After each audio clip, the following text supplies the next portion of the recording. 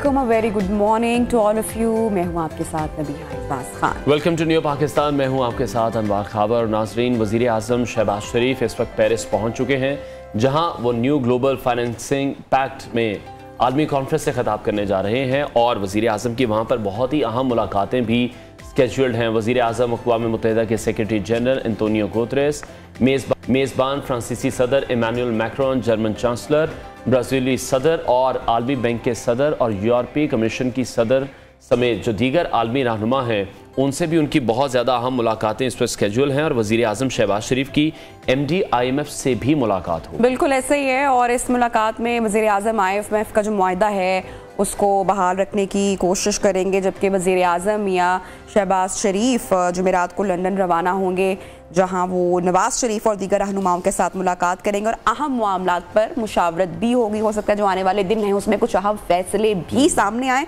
तो इस हवाले से और दीगर अहम सेगमेंट्स शामिल करेंगे। लेकिन सबसे पहले नजर डालते हैं ऑन टॉप स्टोरीज।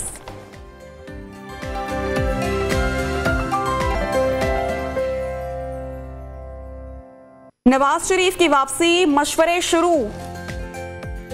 काजी फायज ईसा पाकिस्तान के अगले चीफ जस्टिस तैनात। IMF मुआहिदा, अमरीका और बरतानिया से मदद की कोशिशें शुरू। टाइटैनिक का मलबा देखने की ख्वाहिश, 2 पाकिस्तानियों का पता ना चल सका। और आम जैसी मछली। तो नाज़रीन, प्रोग्राम का बाकायदा आगाज करते हैं अहम खबर के साथ, और खबर है कि गुज़श्ता रोज सदर पाकिस्तान आरिफ अलवी ने सुप्रीम कोर्ट के जस्टिस काजी फायज ईसा की बतौर चीफ जस्टिस तैनाती की मंजूरी दी है और चीफ जस्टिस उमर अता बिंदयाल आइन के आर्टिकल 179 के तहत 16 सितंबर 2023 को रिटायर्ड होंगे। बिल्कुल दूसरी जानिब पीपल्स पार्टी ने लतीफ़ खोसा और एतजाज़ एहसन की जो पार्टी रुकनीत है उसको भी मुअत्तल कर दिया है। इन दिनों में लतीफ़ खोसा और एतजाज़ एहसन की चीफ जस्टिस ऑफ पाकिस्तान से मुलाकात भी हुई है, जबकि चेयरमैन PTI भी लतीफ़ खोसा से उनकी रिहाइश का मुलाकात के लिए पहुंचे और बलूचिस्तान के वकील अब्दुल रज़ाक शरकतल केस में इमरान खान के वकील भी लतीफ़ खोसा ही हैं। अब लतीफ़ खोसा और एतजाज़ एहसन अपनी पार्टी लाइन को क्यों छोड़ रहे हैं, ये तो समझ से बाहर है और ये एक बड़ा ही अहम सवाल है। आगे बढ़ते हैं, परवेज़ इलाही की बात करते हैं। उन पे जो मुश्किलात हैं, जो मुसीबतें हैं, वो भी कम होने का नाम नहीं ले रही हैं। एक तरफ जहाँ से ये खबर शायद उनको ज़मानत हो जाएगी, रिहाई मिल जाएगी, साथ ही उन्हें FI ने एक बार फिर से गिरफ्तार कर लिया है और अब परवेज़ इलाही को जुडिशल रिमांड पर जेल भिजवा दिया गया और FI ने परवेज़ इलाही के जिस्मानी रिमांड की सदा भी की। बिल्कुल, और जिसे अदालत ने मुस्तरद भी कर दिया। फिर उधर वफाकी वज़ीर कानून आज़म नज़ीर तारन, उन्होंने नवाज शरीफ से मुलाकात के बाद मीडिया से गुफ्तगू की, कहा कि इमरान खान पर फौजी अदालत में मुकदमा चलाने का जो फैसला है वो कानून के मुताबिक ही किया जाएगा। फिर नवाज शरीफ ने पाकिस्तान वापसी के लिए पार्टी रहनुमाओं से मशवरा तलब किया है। लग रहा है या फिर ऐन मुमकिन है कि नवाज शरीफ आने वाले दिनों में पाकिस्तान वापस आ जाएंगे, लेकिन अब कब आएंगे ये कुछ तय नहीं है, मामला तभी तय होना बाकी है।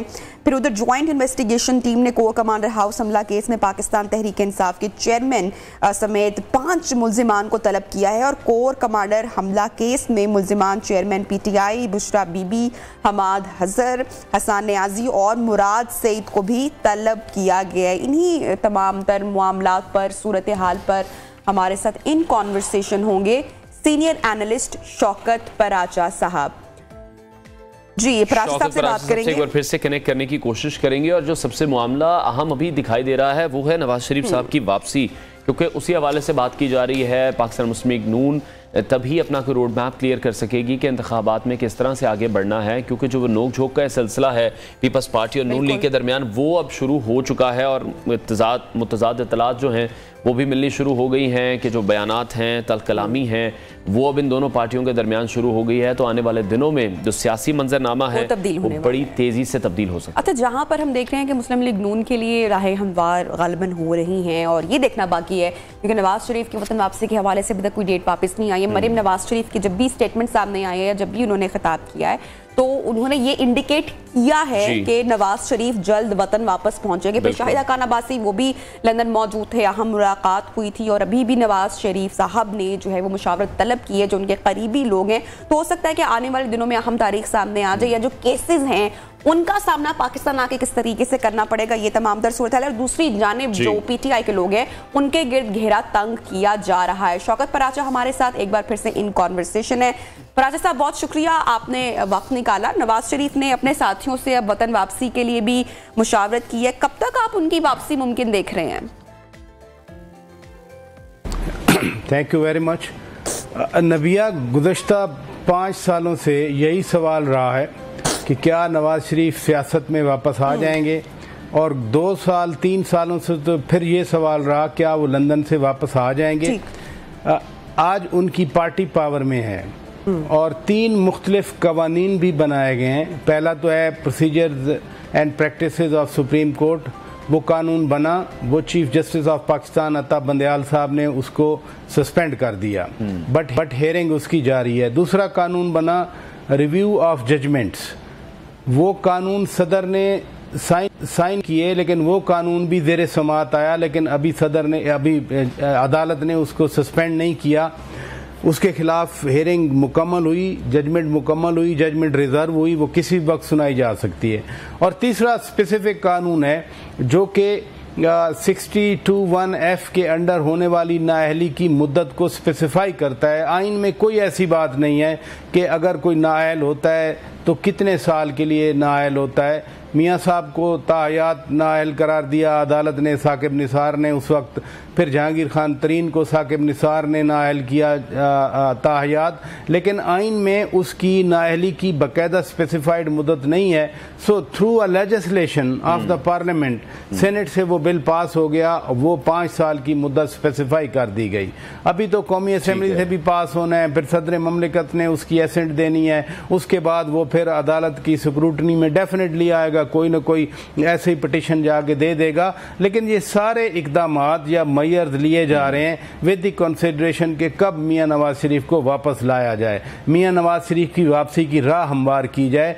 अगर वो इलेक्शन से पहले नहीं आते, इलेक्शन के बाद आते हैं, तो फिर शायद उनके आने का इतना ज़्यादा इम्पैक्ट ना हो। इसलिए मैं समझता हूँ कि मियां मोहम्मद नवाज शरीफ इलेक्शन से पहले ही पाकिस्तान में आएंगे, क्योंकि वो जब आएंगे पाकिस्तान में बेसिकली वोट बैंक मियां मोहम्मद नवाज शरीफ साहब का है। जो मुस्लिम लीग नून है वो नवाज शरीफ की पार्टी है। नवाज शरीफ को उन्होंने नाअहल होने के बाद, ताहयात नाअहली के बाद उन्होंने रहबर बना दिया था, लेकिन जब आप एक्टिव पॉलिटिक्स में हैं, आप रैलीज को एड्रेस करते हैं, लोगों से इंटरेक्शन करते हैं, वर्कत के साथ आपका डायरेक्ट लिंक होता है, उसका पॉलिटिकल इम्पैक्ट जिसको मैस कैंपेन कहा जाता है वो डिफरेंट होता है। बजाय इसके कि एक ऑडियो आ गया, यानी 20 सितंबर को 2021 को जब पीडीएम बन रही थी, मियां साहब ने एड्रेस किया था, तो जो स्टैटिस्टिक्स ऑफिशियली आए थे उस वक्त पीटीआई की गवर्नमेंट थी, 7 करोड़ लोगों ने वो एड्रेस टीवी चैनल पर देखा था।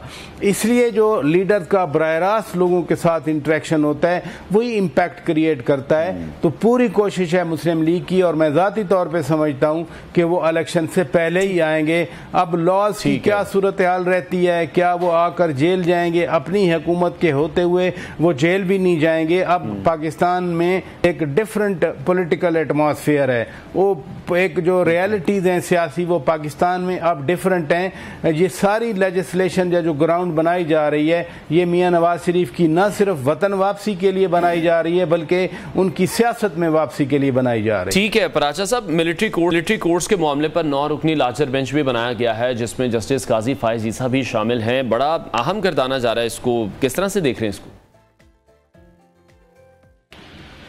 अनवार खावर साहब, ये शायद ही पाकिस्तान की तारीख में अदालती अमल के हवाले से इतने ज़्यादा क्वेश्चन मार्क्स आए हों जितने आज आए हुए हैं। जी, मामला है क्या? 1952 का एक्ट है, उसमें फौज पर या फौजी तनसीबात पर अगर अटैक होते हैं तो उसमें स्पेसिफिक प्रोविजंस हैं कि इनको ट्राई कैसे किया जाना है। फिर 1967 में उस वक्त के field marshal general Ayub Khan ने इसमें अमेंडमेंट की। 21D स्पेसिफिक वो प्रोविजन है जो डाली गई कि अगर फौज पे कोई सिविलियन अटैक करेगा तो फिर उसका ट्रायल भी मिलिट्री कोर्ट के जरिए होगा। अब लोग कुछ अनवार कंफ्यूज करते हैं कि जो एक अमेंडमेंट आइन में लाई गई थी 21 अमेंडमेंट जो कि 2017 में आई थी, लोग उसको कंफ्यूज करते हैं कि शायद ये वही चीज़ है, वो डिफरेंट चीज़ थी। वो जो हीनियस टेररिस्ट थे जो बहुत संगीन जराइम में मुलव्वस थे, आम अदालतें उनको सुन नहीं सकती थी बिकॉज ऑफ मेनी रीजन, जिसमें प्रोटेक्शन भी थी, सिक्योरिटी भी थी, कोई विटनेस नहीं आता था। तो वो military court through an amendment, constitutional amendment 21st amendment बनाई गई थी। वो एक सनसेट क्लॉज थी, उसको 2 साल एक्सटेंड किया गया, लेकिन फिर उसी सनसेट क्लॉज के तहत यानी आईनी तरमीम में ही एक मुद्दत बयान कर दी गई कि इस डे को ये मिलिट्री कोर्ट खत्म हो जाएंगी। वो मामला खत्म हो गया। ये 1952 के आर्मी एक्ट के अंडर 21D के अंडर ये बनी हुई मिलिट्री कोर्ट्स हैं और उसमें वाज़ेह है कि अगर फौज पर कोई अटैक करेगा तो उसका ट्रायल मिलिट्री कोर्ट में होगा। उसमें अबैटर भी है, उसमें प्लानर भी है, उसमें इंस्टिगेटर भी है, उसमें एग्जीक्यूटर भी है। क्या कोर कमांडर के घर पे हमला ये फौज पे अटैक नहीं था? क्या GHQ पर हमला फौज पे अटैक नहीं था? क्या ISI के दफ्तर पर हमला फैसलाबाद में फौज पे अटैक नहीं था? अगर है, जो कि कोर्ट के सामने है, तो फिर या तो आप उस आर्मी एक्ट को ही उड़ा दें, आप कहें कि ये कानून के आइन के मुनाफी है, पाकिस्तान के आइन के ये कॉन्ट्राडिक्टरी है, और जितने फिर केसेस आपने 1952 से लेके आज तक जिन लोगों को ट्रायल किया गया, including 25 people during the government of PTI, 25 ऐसे अफराद जो सिविलियन थे, उनको PTI की गवर्नमेंट में इन्हीं मिलिट्री कोर्ट्स में ट्राई किया गया। क्या वो फिर केसेस आप आज सिरे नौ, जब एक चीज़ फ्रॉम द बिगिनिंग 1952 से अनकॉन्स्टिट्यूशनल अगर ये 9 मेंबर बेंच करार देता है या इसमें जो भी डिवीजन बेंच से जो भी फैसला आता है, तो मैं इसलिए कह रहा हूँ कि पाकिस्तान की तारीख का ये एक बहुत बड़ा क्रिटिकल जंक्चर है। क्या आप मिलिट्री एक्ट में दिए गए प्रोसीजर या प्रोविजन को अनकॉन्स्टिट्यूशनल करार देकर ये राह हमवार करना चाह रहे हैं कि जब जिसका जी चाहे वो पाकिस्तान की अफवाज पर हमले करे, पाकिस्तान के सिपाहियों पर हमले करे, पाकिस्तान की अफवाज की तनसीबात पर हमले करे? ये बहुत सोच समझ के फैसले देने होंगे। पर अच्छा साहब, ये तो आपने सारी डिटेल्स फराहम की कि किस तरीके से मिलिट्री कोर्ट्स में सारा जो प्रोसीजर है या प्रोसीडिंग्स है वो हो सकती है। मैं आपसे जानना चाहूँगी कि पाकिस्तान के अगले चीफ जस्टिस काजी फाइज ईसा होंगे। ये फैसला तो हो चुका है और जस्टिस काजी फाइज ईसा ने पार्लियामेंट में अपने खिताब के दौरान भी ये बात वाज़ेह की कि यहाँ के जो लोगों के केसेस हैं वो भी मेरे पास आएंगे। तो ये बड़ी अहम तैनाती है, इस पर आप क्या कमेंट करेंगे?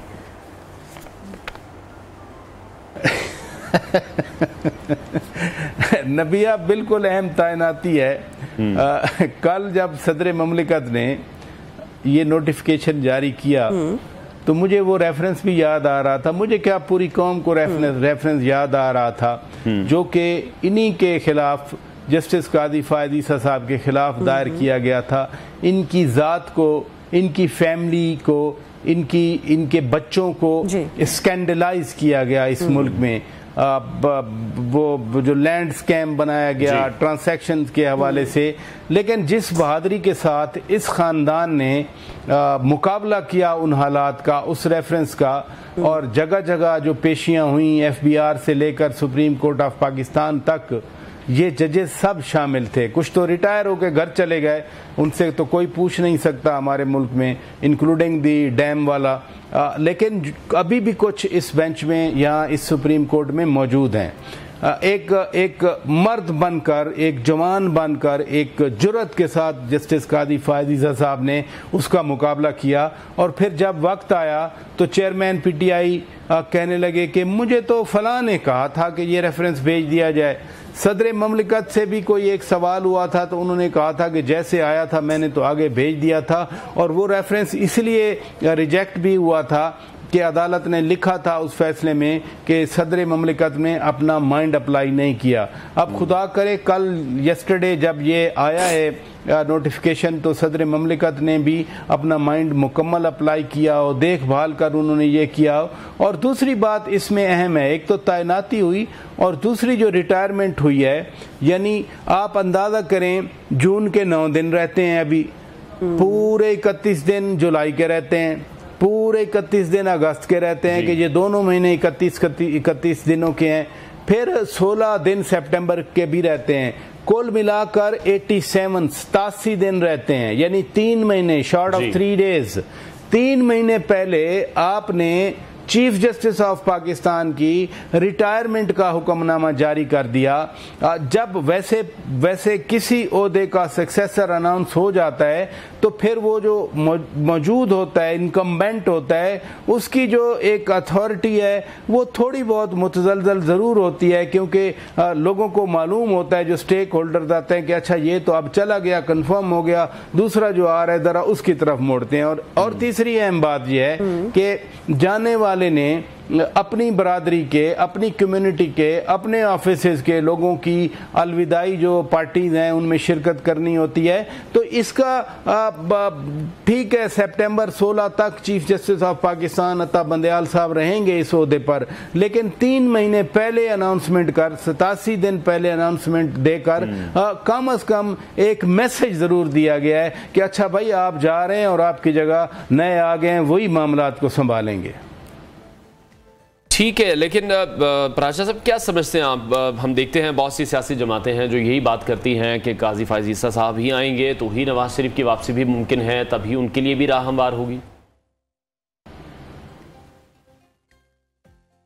मैंने आपसे गुजारिश की ना कि 3 कवानीन मैंने आपको उन कवानीन के टाइटल बता दिए। वो एक कानून procedure and practices of supreme court और दूसरा जो रिव्यू ऑफ जजमेंट तकरीबन सिमिलर हैं। उसमें यही है कि रिव्यू की जगह, रिव्यू के साथ साथ आपने अपील का राइट देना है। रिव्यू ये होता है कि जिस बेंच ने फैसला सुनाया है रिव्यू उसी के पास जाएगा।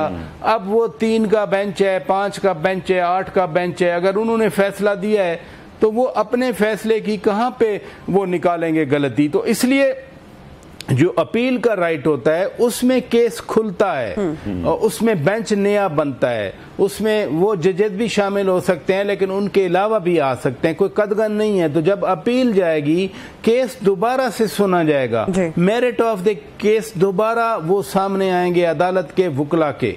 तो 3 तो वो कवानीन है, 2 कवानीन एक जैसे हैं जिसमें अपील का राइट मिला है, तीसरे तो बिल्कुल ही वो फारिग कर दिया कि 5 साल की नाअहली की सजा होगी, और 5 साल तो हो गए, 5 साल से ऊपर हो गया मियां नवाज शरीफ को नाअहल किए हुए। 2017 में हुआ था और आज हम 2023 में बैठे हैं। तो जो सजा दी गई थी इस कानून के मुताबिक वो मुकम्मल हो चुकी, नाअहली की मुद्दत मुकम्मल हो चुकी, इसलिए मियां साहब वापस आ रहे हैं। एक तो ये एंगल है जो लेजिस्लेशन का है। दूसरा, जस्टिस काजी फायज ईसा साहब चीफ जस्टिस ऑफ पाकिस्तान बन रहे हैं, बेंच बनेगा, बेंच में और जजेस बैठेंगे, तो जो फैसला होगा वो तो आइन और कानून के मुताबिक होगा। हम ये क्यों समझ रहे हैं कि साकिब निसार ने जो फैसला किया था वो इंसाफ के ऐन तकादों के मुताबिक था कि अगर पनामा में कुछ नहीं मिला तो अकामा में बंदे को नाअहल कर दो।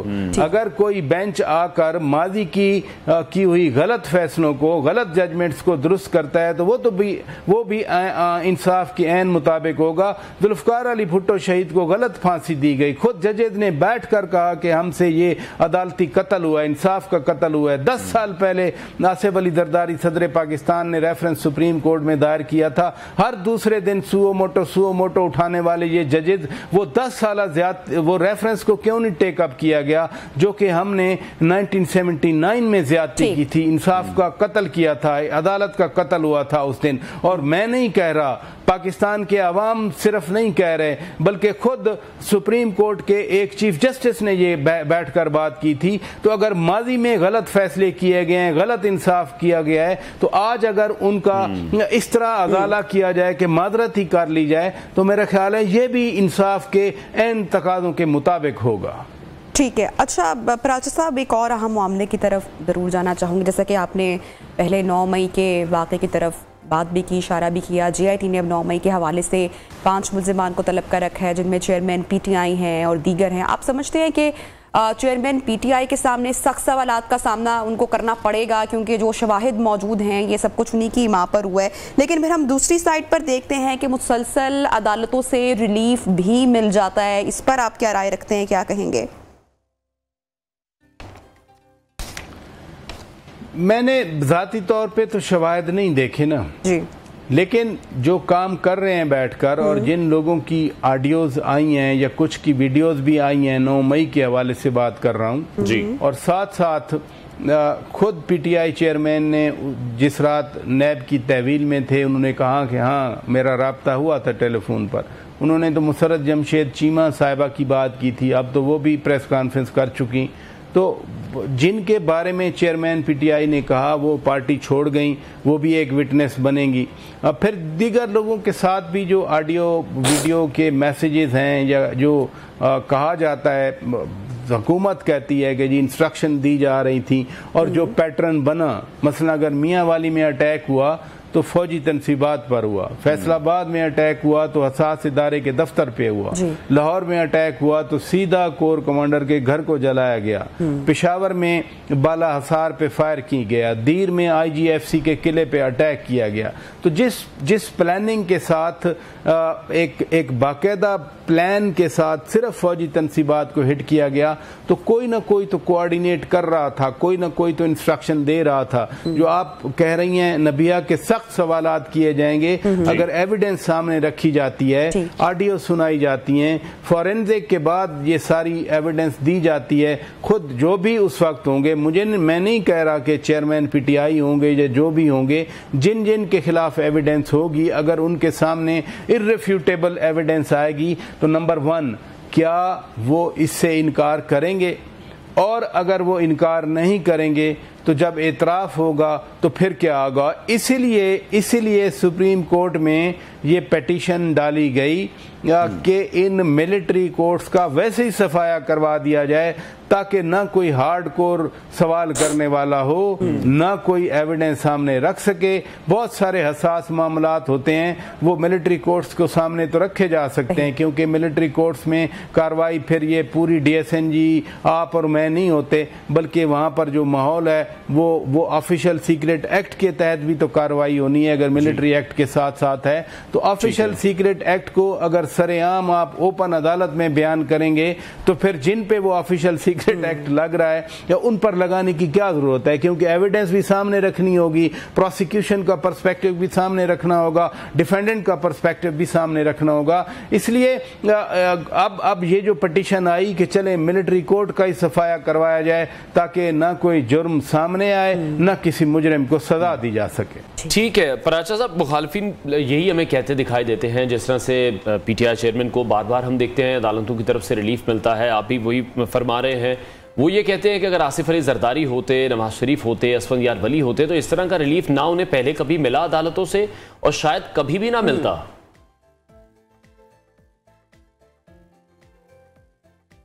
आपने you have hit the nail on the bottom, not on the head even. Bottom ये है कि इस मुल्क में ये प्रोजेक्ट लॉन्च किया गया था, इस प्रोजेक्ट के सारे कंपोनेंट थे, इस प्रोजेक्ट को मीडिया में प्रोजेक्शन मिली, इस प्रोजेक्ट को पावर में लाया गया, इस प्रोजेक्ट का जुडिशल कंपोनेंट भी था। जो है कि रिलीफ मिल जाता है, वो रिलीफ इसलिए मिल जाता है कि सास और दामाद के हवाले से जो बड़े जलसों में बात की जाती है कि सास के कॉलें आई हैं और फिर बिलावल भुट्टो जरदारी ने कहा एक जलसे में, हम तो उन्हीं को कोट कर सकते हैं, अपनी तरफ से तो कुछ नहीं कह सकते, उन्होंने कहा कि ये कैसे मुमकिन है कि सास का केस हो और दामाद बैठकर सुने। ये सारी रेलेवेंट चीज़ें, ये सारी रिलेटेड चीज़ें हैं और यही वो उस रिलीफ की बुनियाद हैं जिस रिलीफ के बारे में मुखालिफिन कहते हैं। बट स्टिल मैं कहता हूँ कि एक अदालती अमल है, अगर परफेक्शन पॉलिटिक्स में नहीं है, परफेक्शन गवर्नेंस में नहीं है, परफेक्शन दीगर मामलात में नहीं है, तो अगर अदालतों में भी हम 100% परफेक्शन नहीं देखते, अदालती अमल का कंटिन्यू रहना, अदालतों का ओपन रहना, अदालतों में जजेस का बैठना, अदालतों में पिटिशंस का आना, अदालतों में आर्गुमेंट्स का होना, ये भी बजाते खुद आइन के आर्टिकल जो प्रिंसिपल्स ऑफ पॉलिसी वाले हैं, जो आर्टिकल 9 से लेकर 39 तक हैं, कहीं ना कहीं हम सुओ मोटो देखते थे सेहत के हवाले से, कहीं ना कहीं हम देखते थे रोड्स के हवाले हवाले से, नुसरा टावर वाला कराची का आपको याद है। तो अदालतें चलती रहें, रिलीफ आजकल अगर एक पार्टी को रिलीफ मिल रहा है तो किसी को सजाएं भी नहीं मिल रही। 1 साल से हम देख रहे हैं किसी को सजा नहीं मिली। रिलीफ दुरुस्त है कि एक ही पार्टी को मिल रहा है, अगर रिलीफ मिलना भी है तो इक्वलिटी बिफोर लॉ के प्रिंसिपल के तहत फिर सबको रिलीफ मिलना चाहिए। जो सजाएं, जिनको गलत सजाएं सुनाई गई, जिनको गलत फांसियां दी गई, जिनके केसेस गलत तौर पर टेकअप किए गए, उनको भी रिलीफ दे दें फिर। अच्छा पराचा साहब, एक और चर्चा है लतीफ़ खोसा एतजाज़ हसन के हवाले से बात हो रही है। पीपल्स पार्टी की बुनियादी रुकनीत तो मुअत्तल हो चुकी है। लतीफ़ खोसा अब चेयरमैन पीटीआई के वकील बन गए और फिर एतजाज़ हसन एक तरह से चेयरमैन पीटीआई की वकालत ही कर रहे हैं। वो सिविलियन के फौजी ट्रायल के खिलाफ सुप्रीम कोर्ट चले गए और सिविलियन की अगर बात की जाए तो अहम तरीन नाम फिर चेयरमैन पीटीआई का ही है। एतजाज़ हसन साहब वकील की हैसियत नहीं गए बल्कि पिटिशनर गए हैं, बाकायदा पिटिशन दाखिल की है। एतजाज़ हसन साहब के वकील सरदार लतीफ़ खान खोसा गए हैं जी, और उधर से एक साबिक जज जो जवाद एस ख्वाजा हैं वो पिटिशनर गए हैं। तो जो एतजाज़ हसन की पोजीशन है वो बतौर पिटिशनर है, सरदार लतीफ़ खान खोसा साहब उनके वकील के तौर पर। हम ये कहना चाह रहे थे कि जिस तरह से एतजाज़ हसन डिफेंड करते हैं पीटीआई चेयरमैन को और पीटीआई के हवाले से बात करते हैं, तो वो भी चेयरमैन पीटीआई की एक तरह से वकालत ही करते दिखाई देते हैं।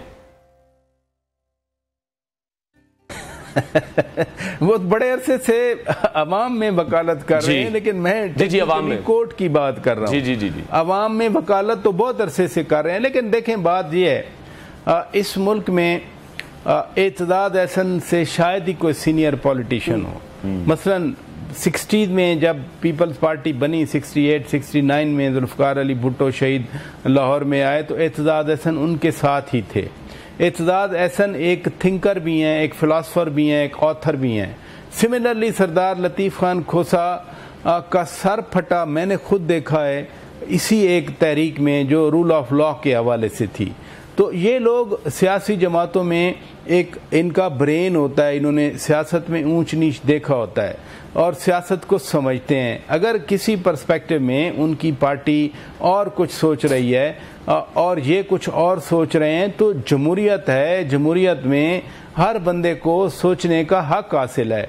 डिक्टेटरशिप और जमहूरियत में क्या फ़र्क होता है?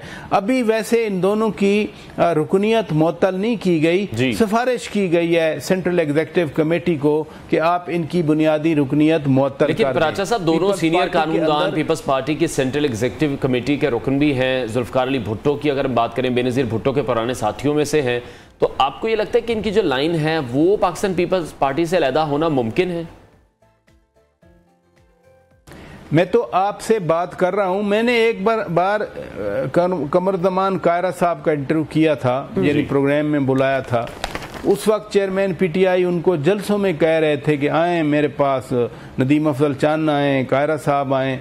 नदीम अफजल चंद साहब तो चले गए थे, कायरा साहब नहीं गए थे। तो मैंने डायरेक्ट उनसे ये सवाल पूछा, मैंने कहा ये बताएं आपको तो बुला रहे हैं, वो माशाल्लाह सबके कंधों पे बैठे हुए हैं, वो आने वाले वजीर आज़म हैं, उनके लिए सारी सहूलियात फराहम की जा रही हैं। मतलब है कि वो उनका पावर में आना बिल्कुल ही 100% कन्फर्म है। आपने देखा 25 जुलाई 2018 को RTS बिठा दिया गया और इनको, और जो लोग इनके और हार रहे थे वो बच गए। फिर भी हुकूमत गई, जहांगीर खान तरीन के जहाज चले, अलीम खान का ATM खुला।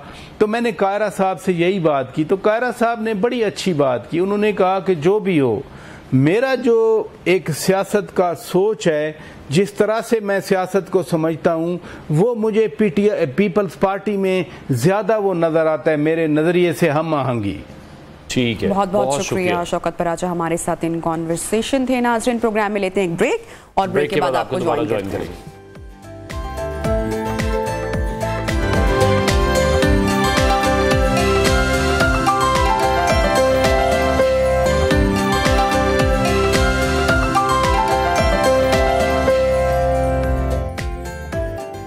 Welcome back. तो नाजरीन, टाइटैनिक अपने पहले और आखिरी सफ़र से लेकर आज तक एक मुअम्मा है और इस तहक़्क़ुल जहाज़ के बेहद अजीब व गरीब कहानियाँ भी जुड़ी हुई हैं।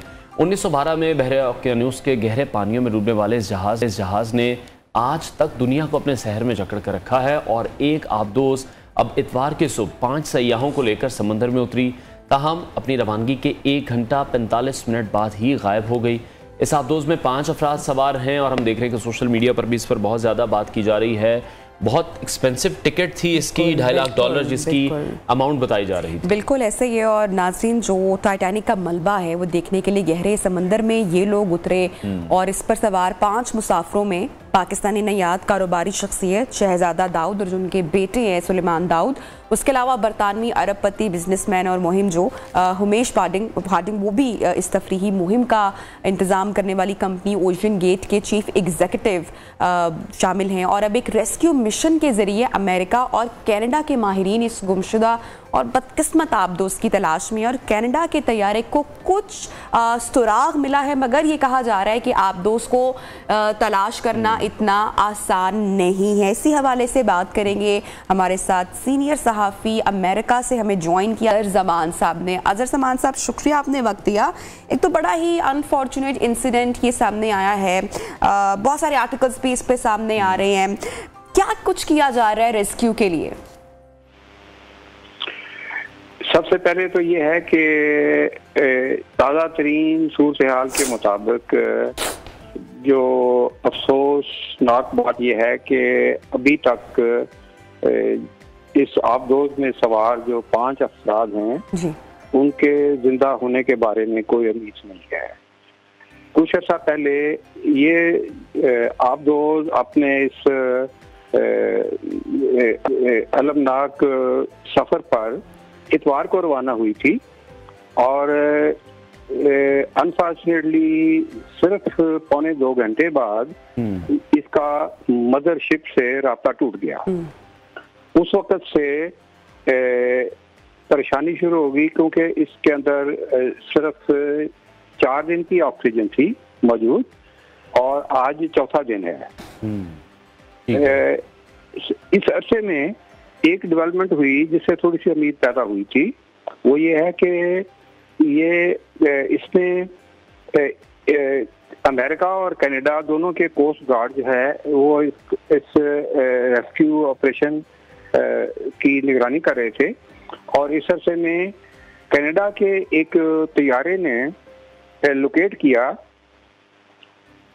उस साइट पर के ज़ेरे ज़मीन उनको कुछ शोर की आवाज़ें आई, जिस तरह ड्रम बीट की आवाज़ें होती हैं। तो उससे उम्मीद पैदा हुई कि उन्होंने अंदाज़ा लगाया कि ये आवाज़ शायद इस आबदोज से आ रही है और इसके अंदर जो लोग हैं वो शायद वो नॉक कर रहे हैं। लेकिन वो उम्मीद काफ़ी उसके बाद उन्होंने अपना जो रेस्क्यू का जो तरीक़ाकार बदल लिया और क्योंकि इसमें अमेरिका और कनाडा की रेस्क्यू टीमें जो है ऑपरेशन कर रही थी, उन्होंने उस आवाज़ वाली जगह पे काफ़ी वक्त लगाया। लेकिन अफसोसनाक बात यह है कि वो उसके बावजूद वो इसको लोकेट नहीं कर सके और अभी तक ताज़ा इतला के मुताबिक अभी ट्विटर पर इनकी जारी हुई है अमेरिका के कोस्ट गार्ड की एक रिपोर्ट जिसमें उन्होंने मायूसी का इजहार कर दिया है। लेकिन साथ में ये भी कहा है कि जब तक कोई ये आबदोज लोकेट ना हो जाए या उसका मलबा लोकेट ना हो जाए, वो इसको फॉर्मली इनको मुर्दा डिक्लेयर नहीं करेंगे। ठीक है, तो ये सूरत हाल। तो अजहर साहब, अमरीकी जहाज अभी ये कहा जा रहा था कि जदीद आलात लेकर इस मिशन के लिए आया है, मगर कहा यह भी जा रहा था कि जो इसे जहाज को टाइटैनिक के मकाम तक पहुंचने में 15 घंटे दरकार होंगे। ऐसी सूरत हाल में जो रेस्क्यू मिशन है, जाहिर बात है वो भी बहुत आसान तो नहीं है, बहुत मुश्किल है। जी, ये जो कोस्ट गार्ड है ना अमेरिका के, उनकी रिपोर्ट के मुताबिक उन्होंने कहा कि तारीख में पहली मर्तबा इतने वसी पैमाने पर ये सर्च ऑपरेशन शुरू हुआ है क्योंकि अमेरिकन गवर्नमेंट की रिक्वेस्ट पर इसमें ऑस्ट्रेलियन गवर्नमेंट ने इक्विपमेंट भेजा है तैयारों के जरिए और एक दो और ममालिक भी हैं। तो ऑपरेशन बहुत हाई लेवल हो रहा है, सर्च हो रही है कि इन केस वो कोई मलबा या सही हालत में कहीं ये आबदोज कहीं किसी जगह पर फंसी अगर डिटेक्ट हो गई, तो इस वक्त इक्विपमेंट हाई पावर्ड इक्विपमेंट मौजूद है, वो उसको समुद्र की उस तह में से वो उठा भी सकते हैं। तो सारी चीजें मौजूद है, लेकिन असल प्रॉब्लम ये है कि वो अभी तक लोकेट नहीं हो सका। और इसमें अनफॉर्चुनेटली इसका जो स्ट्रक्चर है वो इस नोयत का है कि जब वो अंदर चले गए हैं 5 अफराद, तो वो इसका जो लॉक है वो पानी के अंदर लॉक नहीं खोल सकता, और इसकी जो टॉप है वो भी कहते हैं कि इसका जो वो सफेद रंग की है। तो जो अगर फर्ज करें वो सतह पर भी पहुंच गए हों तो वो किसी सर्वेलेंस में आसानी से डिटेक्ट होना मुश्किल है। तो इसलिए जो तमाम तर टेक्नोलॉजी के बावजूद, तमाम तर हाई लेवल ऑपरेशन के बावजूद जी एक मायूसी की फिजा है अभी तक, क्योंकि अगर इसमें गुंजाइश ऑक्सीजन की गुंजाइश ज्यादा होती या वक्त की मोहलत ज्यादा होती जी, तो कुछ उम्मीद हो सकती थी। लेकिन अब इतने इक्विपमेंट का, इतनी हाई लेवल सर्च का कोई ज्यादा फायदा नजर नहीं आता, क्योंकि ज्यादा ये होगा कि वो इसका जिस तरह टाइटैनिक का मलबा है जिसको देखने के लिए ये बदकिस्मत लोग गए थे जी, तो उसी तरह इसका कहीं से मलबा दरियाफ्त हो जाए। अच्छा अज़र साहब, आप क्या कहेंगे कि ये एक अजीबोगरीब तफरीही मिशन रहा जिसमें सिर्फ 5 अफराद सवार थे और कुछ पता चल सका, या आप क्या कहेंगे कि ये इंतहाई ख़तरनाक गहराई में जाने का प्लान क्यों तरतीब दिया गया, वो भी एक ऐसी आबदोज जो कि इतनी जदीद नहीं थी। फिर हम सोशल मीडिया पर भी बहुत सारी तनकीद देख रहे हैं, बहुत सारे लोग कह रहे हैं कि कुछ लोग 2 वक्त की रोटी उनको मुयस्सर नहीं है, वो भूख से मर रहे हैं, तो कुछ लोग करोड़ों रुपए, अरबों रुपए खर्च करके मौत को ख़रीद रहे हैं। जबकि हम पूरी दुनिया में देखते हैं कि लोग आगे से आगे जाते हैं, चांद तस्खीर किया गया, मार्स तक जा रहे हैं, तो इस तरह के मिशंस तो होते ही हैं। लेकिन ये जो हम सोशल मीडिया पर एक बिहेवियर, एक ट्रेंड देख रहे हैं, ये इस पर आप क्या कमेंट करेंगे? असल में बात ये है कि ये जो आबदोज है टाइटन, इसकी जो कंपनी है जी, उसके जो चीफ एग्जीक्यूटिव हैं स्टॉकटन रश, उनके बारे में ये कहा जाता है कि वो बहुत निडर और बहुत ज्यादा एडवेंचरिस्ट हैं। अच्छा। खुद भी, और वो उनके बयानात ऐसे रिकॉर्ड पर मौजूद हैं कि जी कि ये पूरी दुनिया जो साइंस की टेक्नोलॉजी है ये स्पेस में जा रहे हैं। तो उन्होंने कहा कि ये असल में तो जो नेक्स्ट जनरेशन है हमारी एक्सप्लोरेशन की, वो तो अंडर द सी है। तो वो उनको उसी के कंपनी में, अगर से उन्होंने बहुत इस ऑपरेशन से पहले, इस एडवेंचर से पहले बहुत से टेस्ट भी किए हैं, और लेकिन है कि इनको इन पे सबसे बड़ा इतराज ये है कि जो भी टेस्ट हुए हैं कोई इंडिपेंडेंट, कोई ऐसे इनके पास कोई ऐसा सर्टिफिकेट नहीं है कि ये सिक्योर है। वो जो भी इनके जितने भी उन्होंने टेस्ट किए हैं वो इनकी कंपनी के अपने टेस्ट थे। तो उन पे जो इतराज़ात उठे हैं, तो ये इस इतवार को मिशन शुरू होने से 1-2 दिन पहले तक की ये रिपोर्ट थी, उसमें इसका बयान रिकॉर्ड पर मौजूद है। इन्होंने कहा था कि जिस बंदे ने इतराज किया है वो इंजीनियर नहीं है, लिहाजा हम उसकी ओपिनियन को रूल आउट करते हैं। तो मतलब ये है कि ये वार्निंग मौजूद थी, और ये अभी तक ये मिस्ट्री है कि इन तमाम वार्निंग के बावजूद इतने ये खतरनाक एक इसको तफरी मिशन कह लें या सिर्फ वो मकसद क्या था, मकसद कुछ भी नहीं था कि वो एडवेंचर थी कि उसका टाइटैनिक का जो बाकियात है उसको देखना। ठीक है, बहुत शुक्रिया। सीनियर सहाफ़ी अमेरिका से अजहर जमान हमारे साथ इन कॉन्वर्सेशन थे, और हम डरते उम्मीद भी यही करते हैं कि तमाम लोग खैर आफियत से हों, और जो भी एक बहुत बड़े पैमाने पर ये रेस्क्यू मिशन किया जा रहा है, रेस्क्यू ऑपरेशन किया जा रहा है, ये भी सक्सेसफुल हो। बिल्कुल। आज इन प्रोग्राम में इसके साथ ही लेंगे एक ब्रेक, और ब्रेक के बाद आपको दोबारा ज्वाइन करेंगे।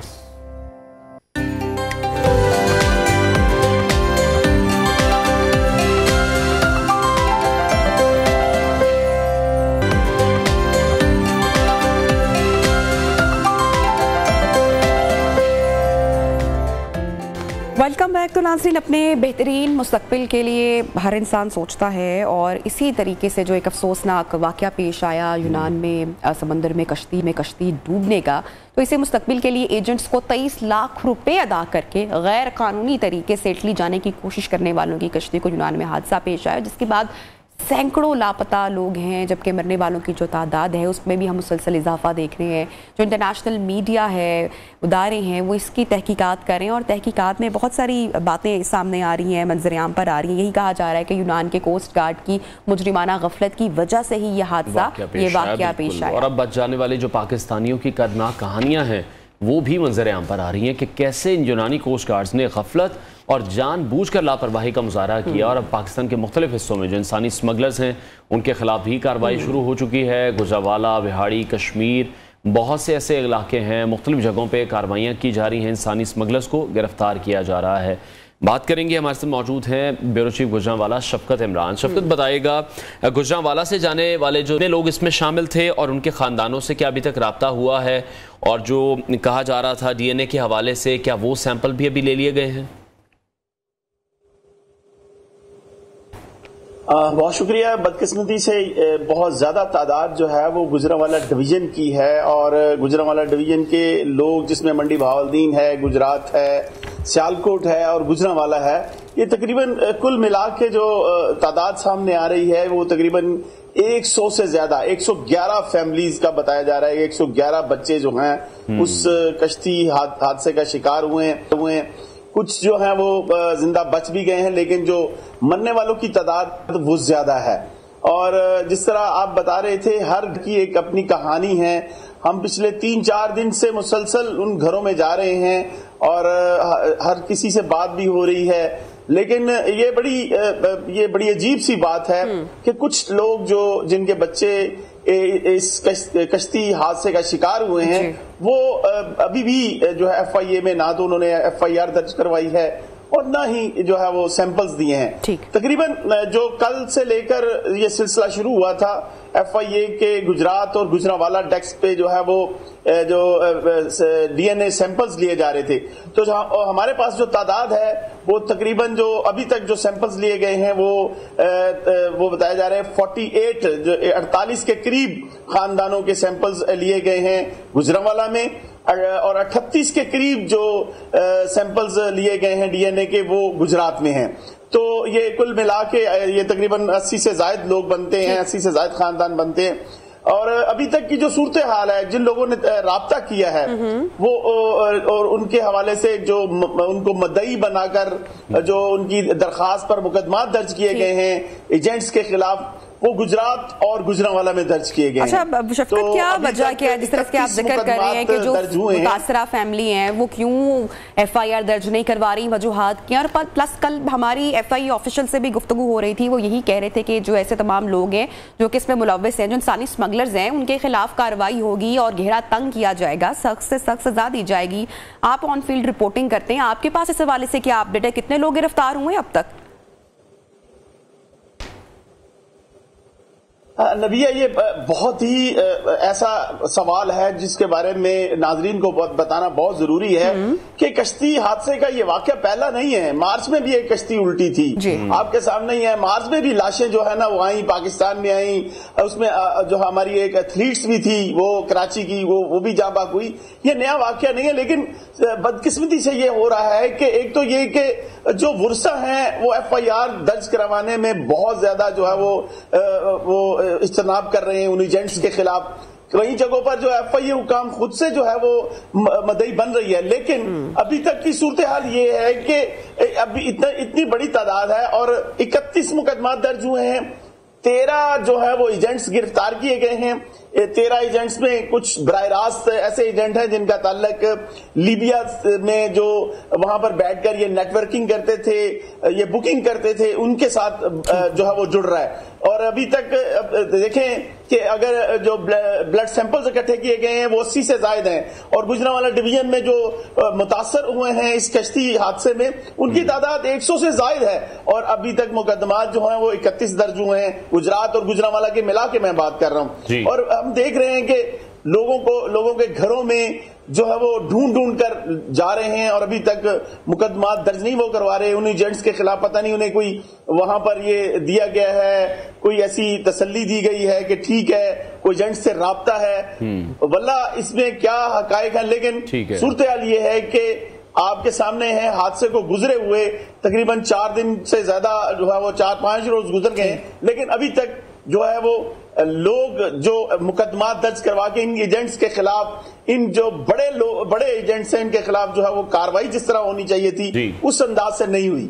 ठीक है, तो शफकत अभी भी जो रूट एक फिर इसके बाद सामने आया कि यहाँ से जो ज्यादातर लोग हैं वो पहले लीबिया ही जा रहे हैं, तो अभी कोई इतलात हैं कि अभी लीबिया में कौन से ऐसे लोग मौजूद हैं जो अभी भी डंकी लगाने का सोच रहे हैं, जिन्होंने अभी भी आगे जाना है?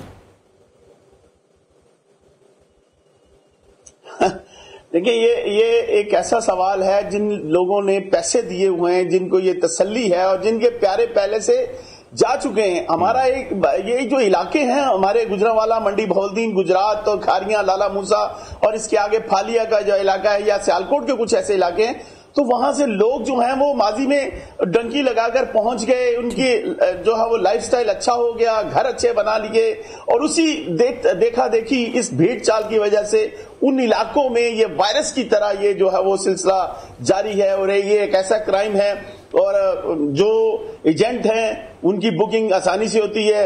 एक घर से अगर बच्चा पहुंच गया है वो उसकी लक है कि वो जर्मनी सेटल हो गया या यूनान सेटल हो गया, तो उसी इलाके में देखा देखी लोग भिजवाते हैं। जिन्होंने पैसे देके बुकिंग की हुई है, जो लोग बच गए हैं, ये जो लोग पीछे बैठे हुए हैं, तो वो तो इसी इंतजार में, तभी वो जो है वो ना तो कैमरों पे हमारे साथ बात कर रहे हैं, हम उनके घर जाते हैं तो वो बात ही नहीं कर रहे। दूसरा, अगर कोई एजेंट जिसका रेड बुक में नाम था और इसको माजी में गिरफ्तार करने के लिए FIA बड़ी मुतहर्रिक थी, वो गिरफ्तार ना हो सका, उसने अपने रूट उसी तरह बनाए हुए हैं, उसी तरह वो सिलसिला जारी है और यही वजह है कि इस तरह के बड़े हादसा हो रहे हैं। ये कश्ती उलटने के वाकयात, कश्ती डूबने के वाकयात कोई नए नहीं है, आपके सामने ही है। मार्च में ये वाकया हुआ, अभी ये वाकया, इसके पीछे बहुत बड़ा वाकया हुआ। तो ये इन वाकयात को देखते हुए लोग जो हैं, हमने अवेयरनेस भी दी उन्हें, FIA ने भी बहुत ज्यादा इस पे काम किया, लेकिन लोग इन रास्तों पे निकलने से रुक नहीं रहे।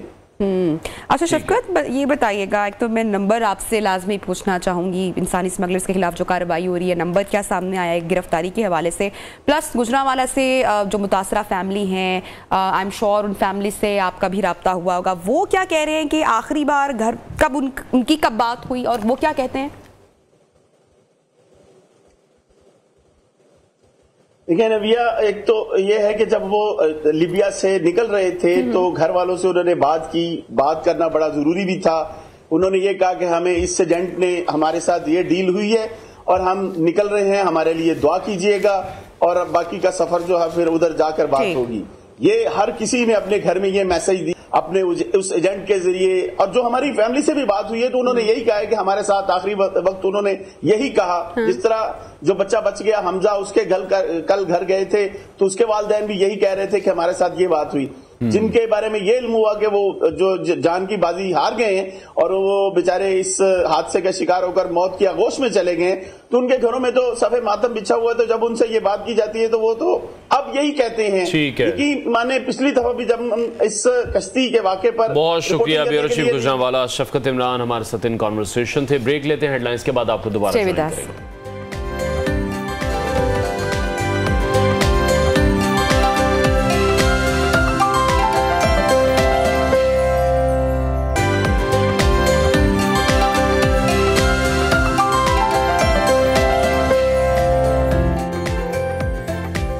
Welcome back in neo Pakistan. अब कुछ बात करते हैं पाकिस्तान की मुआशी सूरत हाल की। तो नाज़रीन, पाकिस्तान की मुआशी बहाली के लिए कौमी प्लान तैयार कर लिया गया है गैर मुल्की सरमायाकारी में रुकावटें दूर करने के लिए। स्पेशल इन्वेस्टमेंट जो फैसिलिटेशन है कौंसिल उसको कायम किया गया है और आर्मी चीफ ने भरपूर हिमायत की यकीन दहानी करवाई है। सिविल और अस्करी क़यादत ने भी मिलकर तमाम जो रुकावटें उनको दूर करने पर इतफाक किया और वज़ीर आज़म मियां शहबाज शरीफ की ज़ेरे सदारत कौंसिल का पहला इजलास भी हुआ है। बिल्कुल, जिसमें आर्मी चीफ, वज़राए आला, वफाकी सूबाई वज़रा और जो आला सरकारी हुकाम हैं उनकी जानिब से शिरकत की गई है। इस काउंसिल के पहले इजलास का एलामिया भी जारी कर दिया गया है, जिसके मुताबिक कौमी हिकमत अमली से मुल्क को दरपेश जो मौजूदा मुआशी मसाइल हैं और जो बहरान है इस वक्त, उससे निजात दिलाना है, गैर मुल्की सरमायाकारी की राह हमवार करना है और इससे IMF प्रोग्राम को बचाने की आखिरी कोशिशें भी की जा रही हैं। तो वज़ीर आज़म शहबाज शरीफ ने MD IMF से 22 और 23 जून 2023 को होने वाली आइंदा पेरिस समिट के मौके पर मुलाकात के लिए भी कहा है। अगर IMF MD से वज़ीर आज़म की मुलाकात नहीं होती तो फिर 6.7 अरब डॉलर्स का जो IMF प्रोग्राम है उसको बहाल करने के इम्कानात खत्म हो जाएंगे। बिल्कुल ऐसा ही है और अगर ये मुजवज़ा मुलाकात हुई तो शायद IMF प्रोग्राम बहाल हो जाए। उधर इसहाक डार की बात करते हैं, वो भी IMF प्रोग्राम की बहाली के लिए भरपूर इस वक्त कोशिशें कर रहे हैं, दिखाई दे रहे हैं। इसहाक डार ने इस सिलसिले में अमरीकी सफ़ीर से भी मुलाकात की और उनसे IMF प्रोग्राम की बहाली के लिए मदद भी तलब की। और इससे पहले इसहाक डार बरतानिया के वज़ीर मुमलिकत बराए खारजा, दौलत मुश्तरका और जो तरक्की के जो तुर्क दफ्तर हैं वहाँ पर HE एंड्रयू मिचेल से उन्होंने एक वर्चुअल मीटिंग की और IMF प्रोग्राम की बहाली से मुतल्लिक बातचीत भी हुई और पिछले कई दिनों से हुकूमती वज़रा प्लान बी की भी बात कर रहे थे। बिल्कुल, और अब ये वाज़ेह हो चुका है कि प्लान बी हुकूमत ने कल पेश कर दिया है। वज़ीर मुमलिकत पेट्रोलियम मुसद्दिक मलिक ये दावा करें कि वो दो ममालिक हैं जिन्होंने यकीन दहानी भी करवा दी है और उन्होंने बताया कि इन दो में से एक मुल्क पाकिस्तान के लिए 25 बिलियन डॉलर्स का फंड बनाएगा, जबकि GCC के एक मुल्क ने कहा है कि 20 बिलियन डॉलर्स की इजाफी सरमायाकारी पाकिस्तान में की जाएगी। लेकिन बिजली सार्फिन से 12 माह तक ₹1.52 सरचार्ज भी वसूल किया जाएगा। इसी हवाले से मजीद बात करेंगे माहिर मईशत डॉक्टर फ़ारूक सलीम ने हमें ज्वाइन किया है। डॉक्टर, आपके वक्त के लिए पेरिस में वज़ीर आज़म शहबाज शरीफ की IMF MD से मुलाकात का इम्कान है। इसके अलावा हम देख रहे हैं कि इसहाक डार भी एक्टिव हैं, मुसलसल कोशिशों में मसरूफ़ हैं कि मुआहिदा किसी तरह से हो जाए। आपको लगता है मुआहिदा हो जाएगा या फिर अब देर हो चुकी है? देखिए, इस महीने के अंदर कोई 3.7 अरब डॉलर की पेमेंट्स जो है, अदायगियां जो हैं वो हमने करनी है। उसमें से कोई कहा जा रहा है कि 2 बिलियन से ज़ायद तो रोल ओवर में चला जाएगा। इस वक्त खजाने में कोई 4 बिलियन डॉलर पड़ा है। तो इस माली साल जो हाजिर माली साल है, इसमें तो मैं समझता हूँ कि मामला क्लियर है, कोई ऐसा इशू नहीं है। जो अगला माली साल आने वाला है उसमें जो अदायगियां हैं वो कोई 23 से 24 अरब डॉलर की हैं और मेरे जहन में कोई मुतबादिल नहीं है IMF का अगले माली साल में। जब तक IMF की छतरी के तले हम नहीं आते तो हमने अगर कोई सबक सीखना है पिछले 6 महीने से, तो जिनको हम फ्रेंडली कंट्रीज कहते हैं, चाहे वो चीन हो, सऊदी अरेबिया हो या यूनाइटेड अरब एमिरेट्स हो, वो भी हमें कह चुके हैं कि जब तक हम IMF की छतरी के तले नहीं आएंगे, उसका साया नहीं होगा, तो शायद उनकी तरफ से जो इमदादी पैकेजेस हैं या उनकी तिजोरी की जो चाबी है वो खुल नहीं पाएगी। तो अगर तो कोई प्लान बी एग्जिस्ट करता है, वाकई में है, तो फिर दिस इज द टाइम के वो मीडिया को बताया जाए, वो मार्केट्स को बताया जाए, वो सरमायाकारों से वो प्लान शेयर किया जाए। देखिए, इस वक्त हम सब जानते हैं कि पाकिस्तान की मईशत एक बड़ी तकलीफ दे वक्त से गुजर रही है। जिस चीज की अशद जरूरत है वो है रोड मैप, जिसको आप प्लान बी कह रहे हैं, कोई ब्लूप्रिंट, कोई मनसूबा बंदी का कोई दस्तावेज। वो अगर हुकूमत हमें नहीं बता रही तो इसका मतलब ये है कि शायद वो एग्जिस्ट नहीं करता है। अच्छा। मेरे ज़हन में IMF का कोई मुतबादिल नहीं है अगले माली साल के। लेकिन डॉक्टर फारूक, जिस तरह से आप जिक्र कर रहे हैं प्लान बी का और जिस प्लान की बात की जा रही थी, कहा जा रहा है कि हुकूमत ने मुआशी मीटिंग की है, वो ही प्लान बी है और जो दोस्त ममालिक हैं, आप समझते हैं ये मुमकिन हो पाएगा? दोस्त ममालिक पाकिस्तान की मदद को आएंगे? देखिए, जैसे मैंने पहले कहा कि पिछले 6 महीने में ये बात वाज़ेह हो गई। अच्छा। कि IMF का जो वाहिद मालियाती इदारा है जिसके पास एक मॉनिटरिंग मैकेनिज्म, ये बात हमें पहले से पता थी कि अगर IMF का मॉनिटरिंग मैकेनिज्म इन प्लेस नहीं है, पाकिस्तान को मॉनिटर नहीं कर रहा, तो बाकी मालियाती इदारे जो हैं, जिसमें वर्ल्ड बैंक है, एशियन डेवलपमेंट बैंक है, इस्लामिक डेवलपमेंट बैंक है, वो किसी किस्म के इमदादी पैकेजेस देने को या कर्जा जात देने को तैयार नहीं होते।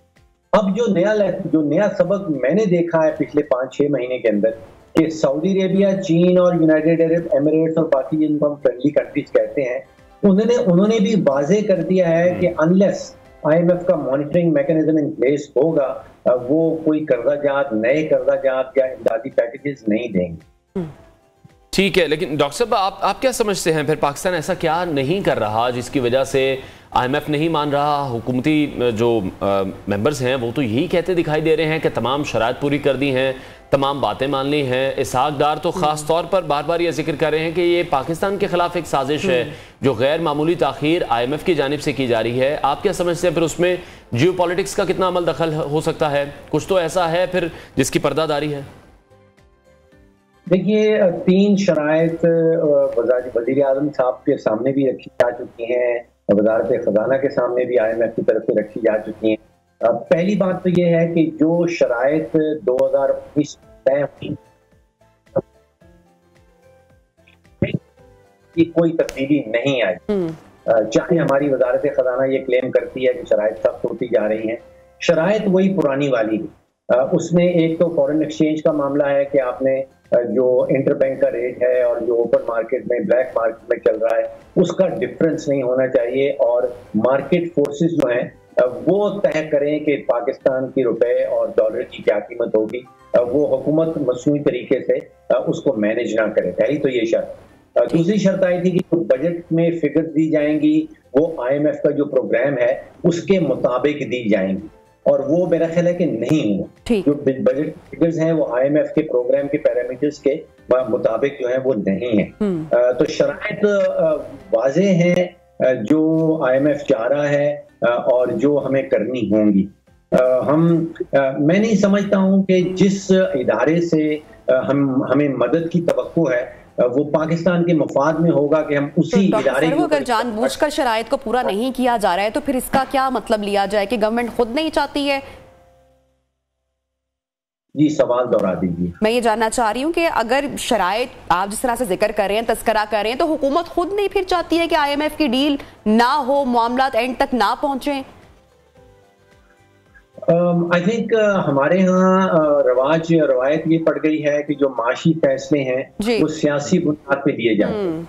इस वक्त IMF के प्रोग्राम में हमने आना है या नहीं आना, ये सियासत की बुनियाद के ऊपर तय किया जा रहा है, मईशत के ऊपर नहीं।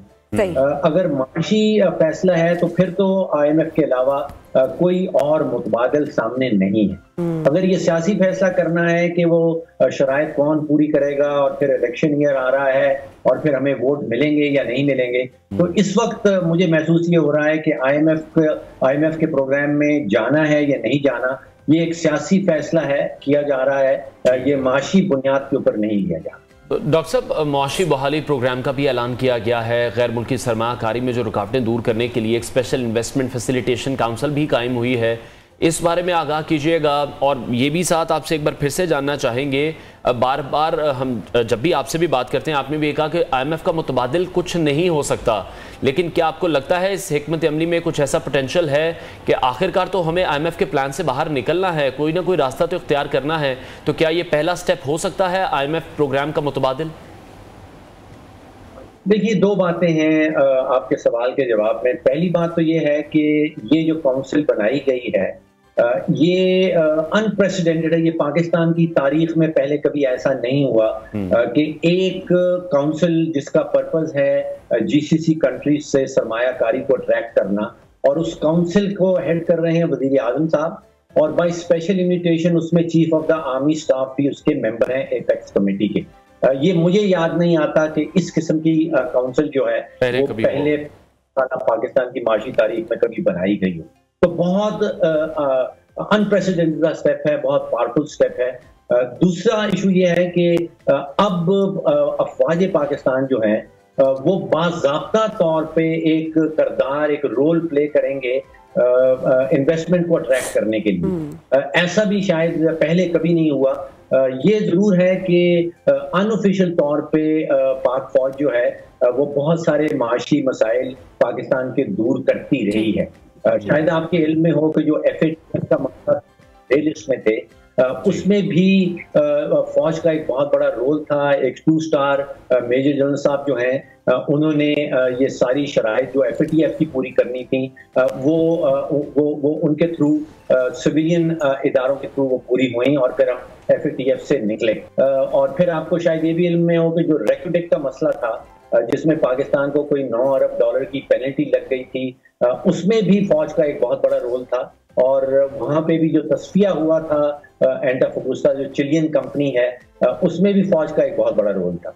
और तीसरा जो अनऑफिशियल रोल फौज ने प्ले किया था वो कार्की जो टर्किश कंपनी थी जिसकी शिप आई थी, उसमें कोई $1.2 बिलियन का झगड़ा था। वहां पे भी तस्फिया करवाने के लिए फौज ने एक अनऑफिशियल रोल प्ले किया था। ये पहली दफा है कि वो बाज़ाब्ता तौर पे ऑफिशियली एक किरदार प्ले करने आ रही है। तो डॉक्टर फरूक, गवर्नमेंट की कोशिशें काविशें आपको कितनी संजीदा दिखाई दे रही हैं, कितनी कैपेसिटी दिखाई दे रही है, और ऑप्शंस क्या मौजूद हैं मौजूदा हुकूमत के पास? पाकिस्तान, अमेरिका और बरतानिया से भी मदद तलब कर रहा है, हर मुमकिन चैनल हुकूमत इस्तेमाल कर रही है। तो आप सेटिस्फाई हैं हुकूमती कोशिशों से? आपको लग रहा है कि सही किया जा रहा है, सही फैसले किए जा रहे हैं? जी, इसके भी मैं समझता हूँ 2 एंगल हैं। पहला एंगल तो ये है कि जो SIFC बनाई गई है वो प्रोजेक्ट ड्रिवन है, उसमें प्रोजेक्ट्स लगेंगे, चाहे वो डिफेंस प्रोडक्शन के हों, चाहे वो तवानाई के हवाले से हों, IT के हवाले से हों, एग्रीकल्चर के हवाले से हों, या मिनरल्स के हवाले से हों। तो जो प्रोजेक्ट्स हैं वो लॉन्ग टर्म में लगाए जाते हैं। जो हमारी अदायगियां हैं वो हमने अगले साल भर में शॉर्ट टर्म में करनी है।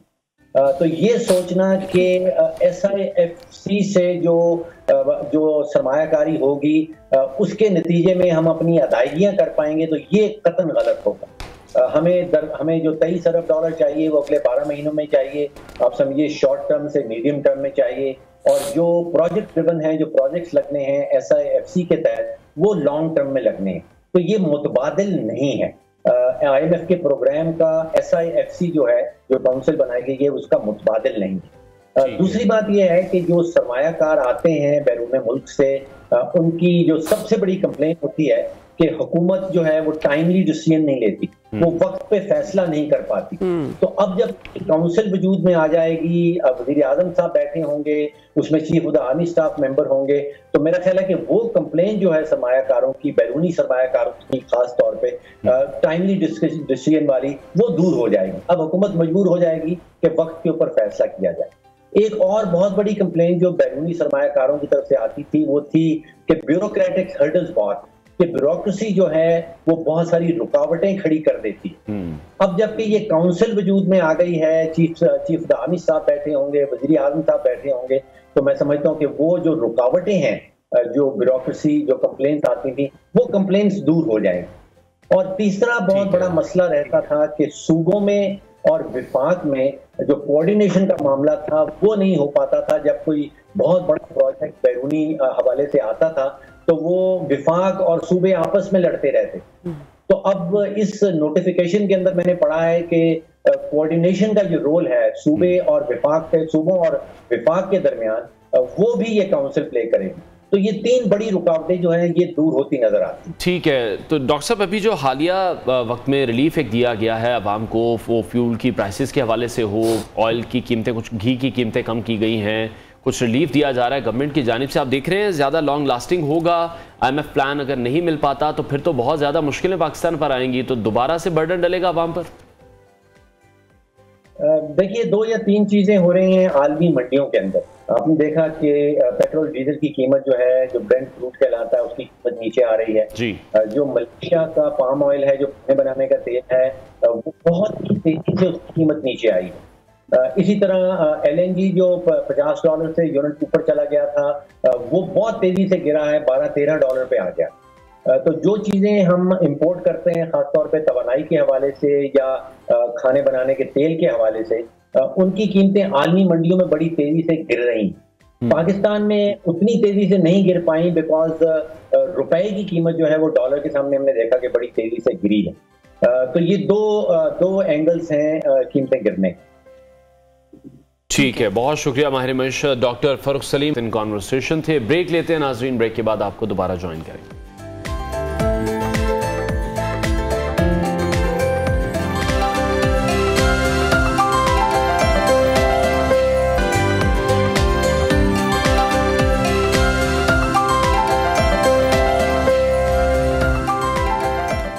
Welcome back. और आप कुछ बात करेंगे मौसम के हवाले से। तो नाजरीन, मुल्क भर में सूरज का पारा हाई है और अब हम ये देख रहे हैं कि मुख्तलिफ इलाकों में यही बताया जा रहा है कि जो हीट वेव है बहुत शदीद हो चुकी है और हीट वेव की लपेट में रहने के हवाले से वार्निंग्स भी जारी कर दी गई हैं। शदीद गर्मी के दौरान ब्लड प्रेशर में कमी भी हो सकती है, हाथ पैरों में सूजन है, ज़्यादा पसीने के अखराज से जिस्म में पानी और नमकियात की कमी हो सकती है या फिर लू लगने से जो खतरात हैं वो बढ़ जाते हैं। बिल्कुल, बहुत सारे जो सेहत के मसाइल हैं वो हो जाते हैं। तो ये जो हीट स्ट्रोक का जो खतरा है या जो खदशा है उस हवाले से हम बात करेंगे। हमारे साथ चीफ मेट्रोलॉजिस्ट सरदार सरफराज साहब मौजूद हैं। जरा मौसम के हवाले से उनसे जानते हैं। बहुत शुक्रिया सर, आपने ज्वाइन किया इन प्रोग्राम।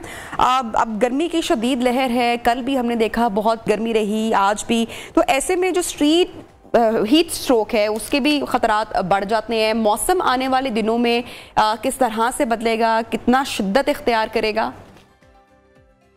जी बहुत शुक्रिया जी।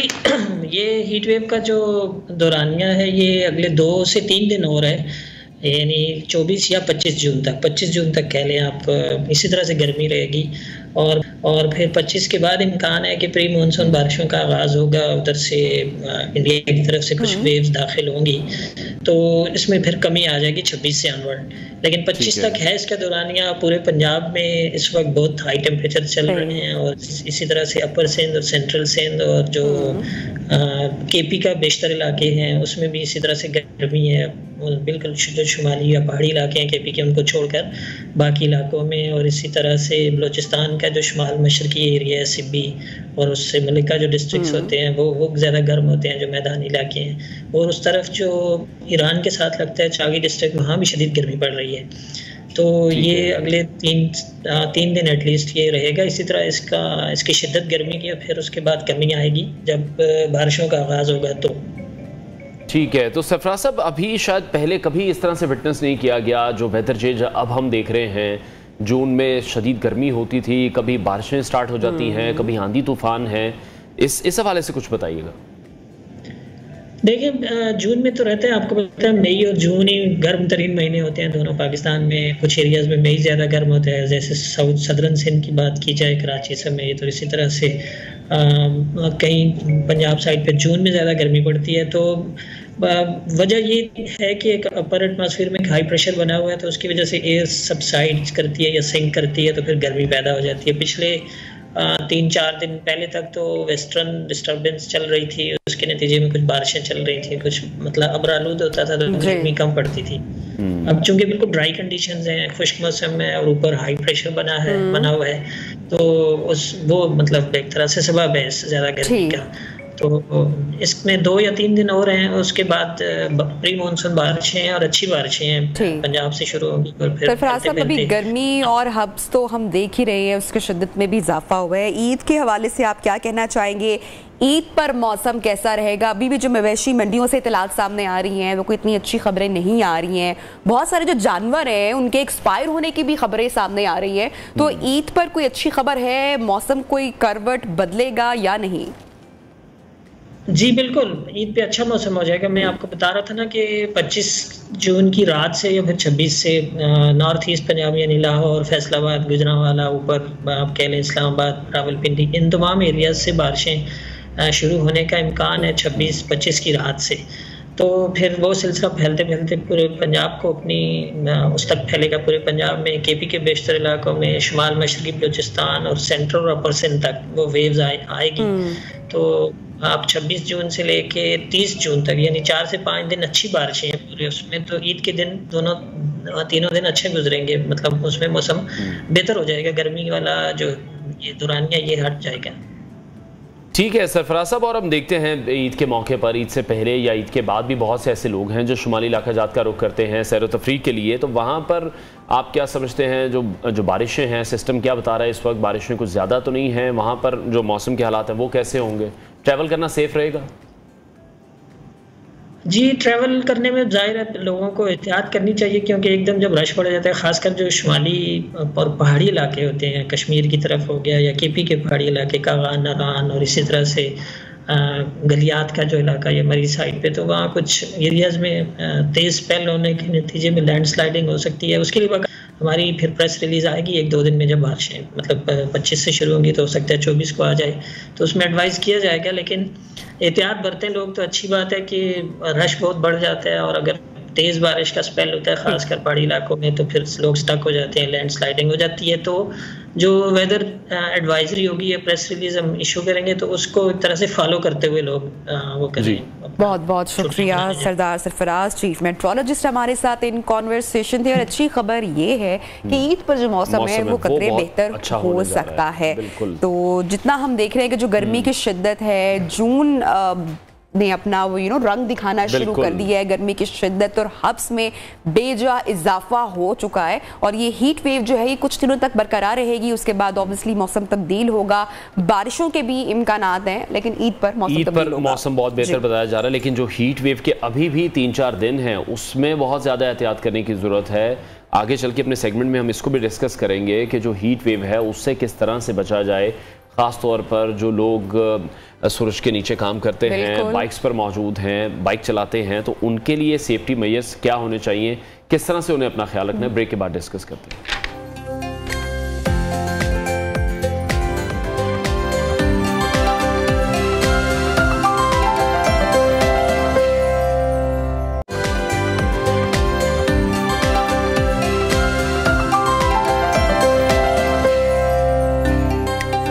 Welcome back in neo Pakistan. और नाज़रीन, जैसे कि ब्रेक से पहले हम जिक्र कर रहे थे कि जो हीट वेव है वो मुल्क में दाखिल हो चुकी है और वो मुतासिर करेगी खासकर पंजाब को, मुल्क के मैदानी इलाकों को। तो ऐसे में गर्मी की शिद्दत ऑब्वियसली बहुत ज़्यादा बढ़ जाती है, खासकर वो लोग इससे मुतासिर होते हैं जिनका सन एक्सपोजर बहुत ज़्यादा होता है, जिनका बाहर का काम बहुत ज़्यादा होता है। तो ऐसे में जो हीट स्ट्रोक हैं उसके भी जो चांसेस हैं वो काफ़ी हद तक बढ़ जाते हैं। और अनवर, बहुत सारे लोग हैं जो इसकी अलामात से ही इनिशियली वाकिफ नहीं होते, जिसकी वजह से ज़्यादा नुकसान खुदा ना हादसा उठाना पड़ सकता है। तो इसी को आज हम प्रोग्राम में पर हम बात करेंगे। General physician doctor Adeel Qureshi ने हमें ज्वाइन किया। डॉक्टर साहब, बहुत शुक्रिया आपके वक्त के लिए। अभी हम चीफ मेट्रोलॉजिस्ट से भी बात कर रहे थे, आने वाले दिनों में मौसम का हवाल जान रहे थे, तो वो यही बता रहे थे कि 25 जून तक जो है वो शदीद गर्मी है, हीट वेव है। तो क्या सेफ्टी मेजर्स हैं हीट वेव से बचने के लिए? बिस्मिल्लाहिर्रहमानिर्रहीम। सबसे पहले तो मेरा ख्याल है आपने खुद ही आधी बात बता दी कि लोग जो है वो अपना एक्सपोजर जो है वो सन से थोड़ा सा कम करें। देखिए, सबसे बुनियादी ज़रूरत जिस चीज़ की है वो ये है कि हम सबसे पहले समझें कि इसकी अलामात क्या है। तो अलामात में हीट स्ट्रोक जो है उससे पहले की भी कुछ कंडीशंस होती हैं, जैसे कि हीट एग्जॉस्शन, उसमें फीवर होगा, पेशेंट को थोड़ा सा इरिटेबिलिटी हो सकती है। लेकिन जब हीट स्ट्रोक होता है जो कि उससे अगली स्टेज आती है, उसमें बहुत ज़्यादा पानी की कमी का हो जाना और बुखार की जो शिद्दत है वो बहुत ज़्यादा शिद्दत इख्तियार कर जाती है। मतलब कि आप समझ लें 103, 104, 105 तक भी बुखार हो सकता है। अब इसमें बुनियादी तौर पे होता क्या है कि एक तो आपका पसीने से पानी निकल रहा होता है, दूसरा जब आपको बुखार होता है तो उसकी वजह से मज़ीद पानी निकलता है पसीने की ही सूरत में। इंसान का सांस तेज़ हो जाता है, उसकी वजह से भी मज़ीद पानी निकलता है सांस के रास्ते से।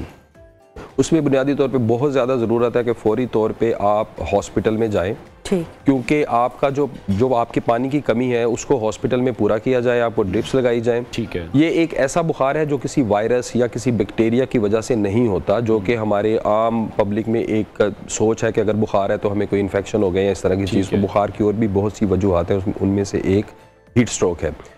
शिद्दत इसकी इतनी हो सकती है कि एक तो नमकियात की वजह से, कमी की वजह से इंसान बेहोश भी हो सकता है, और दूसरा पानी की कमी की वजह से इंसान बेहोश हो सकता है। ठीक है। और जैसे ही आपके गुर्दों में पानी की रसाई कम होती है तो गुर्दों के फेल होने के भी बहुत ज़्यादा चांसेस हैं। इसमें हमने देखा है कि कुछ मरीज़ हमारे पास ऐसे भी आते हैं कि जिनको बाद में गुर्दों की सफाई तक करनी पड़ जाती है, पानी की इतनी शदीद कमी हो जाती है। यूरिन जो है इंसान का वो कम हो जाता है, तो वो निकालने के लिए ज़ाहिरी बात है कि हमें डायलिसिस करना पड़ता है। बुनियादी तौर पे आपने करना ये है कि अगर तो कोई इस तरह का मरीज़ आप बाहर देखते हैं तो उसको पहले तो सायादार जगह में लेके जाए, और किसी भी जो भी आपके पास उस टाइम पे अवेलेबिलिटी है, कोई गाड़ी है, कोई बाइक है, कुछ भी है, उसको फौरी तौर पे हम हॉस्पिटल में शिफ्ट करें। हॉस्पिटल में हम ये करते हैं कि सबसे पहले पेशेंट को हम उसका टेम्परेचर लो डाउन करते हैं। उसके लिए हमारे पास डिफरेंट वेज हैं, लाइक हम लोग उसको ठंडा पानी उसकी बॉडी के ऊपर डालते हैं। मैं थोड़ी कोशिश कर रहा हूँ कि आम टर्मिनोलॉजी यूज़ करूँ ताकि हमारे जो देखने वाले उनको भी समझ आए। ठंडा पानी उसके ऊपर फेंक सकते हैं, आप गीला कपड़ा करके पूरी की पूरी उसकी बॉडी के ऊपर उसको कर सकते हैं, और उसके बाद हम उसको फ्लूइड्स देते हैं जो कि ड्रिप की शक्ल में 2 लीटर, 3 लीटर, 4 लीटर जितनी भी उसकी रिक्वायरमेंट है। अब इसमें जो बुनियादी तौर पे जिस तरह के आपने बताया कि आप पहली बात हुई कि 25 जून के बाद बहुत ज़्यादा गर्मी होगी, हमने देखा कि हर साल जैसे ही ये गर्मी की लहर आती है इस तरह के मरीजों की तादाद बहुत ज़्यादा हो जाती है। तो इसमें अगर तो आपको कोई ज़रूरी काम नहीं है तो घर से बाहर ना जाएं, इज्तनाब करें। ठीक है। अगर तो कोई हमारे जो मजदूर हैं उनके जो मालकान सब्जी फरोश, फल फरोश हैं जैसे बिल्कुल इस तरह के जो लोग हैं वो कोशिश करें कि अपनी जो सब्जी है उसकी टाइमिंग को चेंज करें बेचने की। जो मजदूरी करते हैं, जो दिहाड़ी लगाते हैं, जिन्होंने ईंटें उठानी है, उनके मालकान से गुजारिश है कि उनकी भी टाइमिंग को चेंज करें। रात को हमने एक बड़ा देखा है हमारे जो रवैये हैं, जो हमारी आदत हैं, हम तो पहले सेहत के मामलात को इतना सीरियसली कंसिडर करते ही नहीं है। अब जिस तरह हीट वेव का खदशा है, खतरा है, तो जिस तरह से आप बता रहे हैं कि जो एहतियाती तदाबीर है, हार्डली शायद मैंने या आपने भी विटनेस किया होगा सड़कों पर, इस तरह से आप मजदूरों का जिक्र कर रहे हैं, सब्जी फरोशों का जिक्र कर रहे हैं कि सर को ढांपा जाए या छतरी का इस्तेमाल किया जाए, सन से अगर आपने दिन में काम करना है तो सूरज से अपने आप को थोड़ा सा दूर रखा जाए, और हीट स्ट्रोक का खुदा ना खास्ता होता है तो फौरी तौर पर अस्पताल तो हम बाद में जाएंगे, लेकिन फौरी तौर पर पानी में जाना या सर पर पानी डालना, ये ठीक है? बिल्कुल। इसमें ना सबसे पहले तो मैं आप लोगों का शुक्रिया अदा करूंगा। उसकी वजह यह है कि आपने जो बात शुरू में की ना कि लोग पहले अपनी सेहत को इतना नहीं देखते थे, तो मैं देख रहा हूँ कि लास्ट ना 5 to 7 ईयर्स में लोगों को बहुत ज़्यादा आगाही हुई, तब्दीली आई है। मैंने रमज़ान में भी प्रोग्राम किया, आप लोग रमज़ान के भी लोगों को बताते हैं कि रमज़ान में आपने रोज़े रखने हैं, शुगर वाले मरीज़, और अभी जिस तरह अभी ये प्रोग्राम करें, पहले ये लोगों तक रिसाई ही नहीं थी, लेकिन अब लोगों को इस चीज़ का पता है। अगर तो जो आपका क्वेश्चन है, अगर मरीज को महसूस होता है कि उसको बुखार हो गया है और हॉस्पिटल दूर है और जाने में टाइम लगेगा, रशी आवर्स हैं, तो बिल्कुल ज़रूर उसको उसी टाइम पे अपना जो फीवर है उसको लो डाउन करने के लिए पानी का इस्तेमाल, पानी पीने के लिए भी और पानी अपने जिस्म के ऊपर डालने के लिए भी इस्तेमाल किया जा सकता है। सेकंड ये कि हम लोग जब पानी का इस्तेमाल करते हैं, अपने मुंह से जो पानी लेते हैं ड्रिप की सूरत में नहीं, तो उसमें हम सादा पानी इस्तेमाल करते हैं। कोशिश करें कि वो नमकियात वाला पानी हो। उसमें या तो आप ORS ले सकते हैं, क्योंकि आपके जिस्म से सिर्फ पसीना नहीं निकल रहा होता, उसके साथ आपके दूसरे जो कंटेंट्स हैं वो भी निकलते हैं, उसमें नमकियात आ जाती हैं। ORS is a good choice. या फिर आप स्कंजमीन ले लें, आपको मिलती है, लेकिन वो भी कोशिश करें कि जो आप लें वो मार्केट से बाहर जो रेडी बान है उनसे ना लें, क्योंकि वो जो पानी का इस्तेमाल करते हैं, बर्फ का इस्तेमाल करते हैं, उसे हेपेटाइटिस के चांसेस बहुत ज्यादा होते हैं, तो उनसे भी अपने इसी पॉइंट पे डॉक्टर साहब मैं आना चाह रहा था कि जब भी गर्मियाँ आती हैं, हम देखते हैं हीट स्ट्रोक आता है, तो ये जो रेडी बान है इनकी तादाद में बड़ा इजाफा हो जाता है। इमली आलू बुखारे के शरबत को पिया जाता है ठंडक पहुंचाने के लिए, फालसे का शरबत है या जो दीगर मशरूबात हैं उनका इस्तेमाल बहुत किया जाता है, तो वो वहाँ पर तो हाइजीन का ख्याल बिल्कुल भी नहीं रखा जाता। तो उसके बाद हम देखते हैं कि फिर जो हैज़े के मरीज़ हैं वो फिर एक बहुत बड़ी तादाद में सामने आते हैं। तो अवॉइड करना चाहिए कि जो सड़कों पर भी लोग बैठे हैं वो किस तरह से चीज़ों को फ्रेश रखेंगे इतनी गर्मी में। सर बिल्कुल, ये पहले भी इसके बारे में मुतअद्दिद बार हम लोगों को बता चुके हैं, जो जिनके साथ हमारा इंटरेक्शन होता है, कि ना सिर्फ देखें जो ये लोग जो बेच रहे होते हैं ना चीज़ें, इसमें एक तो हैज़ा तो है ही है, इसमें हेपेटाइटिस के बहुत ज़्यादा चांस है, जिसको हम आम जुबान में पीला यरकान कहते हैं। अब अगर वो उबाल के भी पानी इस्तेमाल करते हैं फिर भी चांसेस है, क्योंकि जो बर्फ़ उसमें इस्तेमाल होगी वो उसी पानी से होगी जो आपका पानी ठीक नहीं होगा। तो मैं इसमें ना सिर्फ ये रेडी बान, बल्कि मैं अक्सर देखता हूँ कि लोग बेचारे जिनके घरों में ये सहूलत मैसर नहीं है, वो बाहर से बर्फ़ खरीदते हैं और वो फिर अपने बच्चों को पानी पिलाते हैं और फिर हॉस्पिटल में आ जाते हैं। मैंने आखिरी जो कोई 25 मरीज बुखार के देखे होंगे, उनमें से कम से कम कोई 18 से 20 जो पेशेंट्स हैं वो हेपेटाइटिस के पेशेंट थे इन गर्मियों में।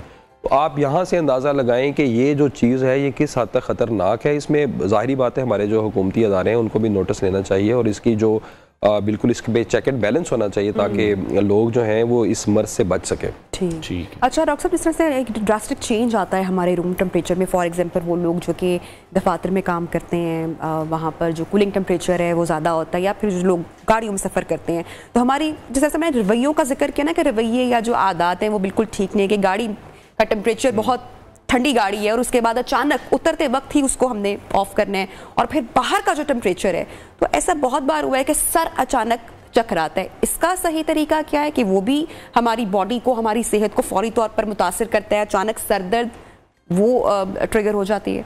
जी बिल्कुल ऐसा होता है, क्योंकि आपकी जो बॉडी है, अगर आप फॉर एग्जांपल अंदर बैठे हुए 10 सेंटीग्रेड पे और बाहर है कुछ 50-55 कोई इस तरह का या अंदर 15 का है, तो जब आप यकदम अंदर से बाहर जाएंगे, ज़्यादा ये वैसे इशू होता है जब आप बाहर से अंदर जाते हैं, बहुत ज़्यादा आपको पसीना आया होता है, आप बाहर से यकदम अंदर चले जाते हैं एसी में, तो आपको एक तो फीवर होने के बहुत ज़्यादा चांसेस हैं, जुकाम होने के बहुत ज़्यादा चांसेस होते हैं।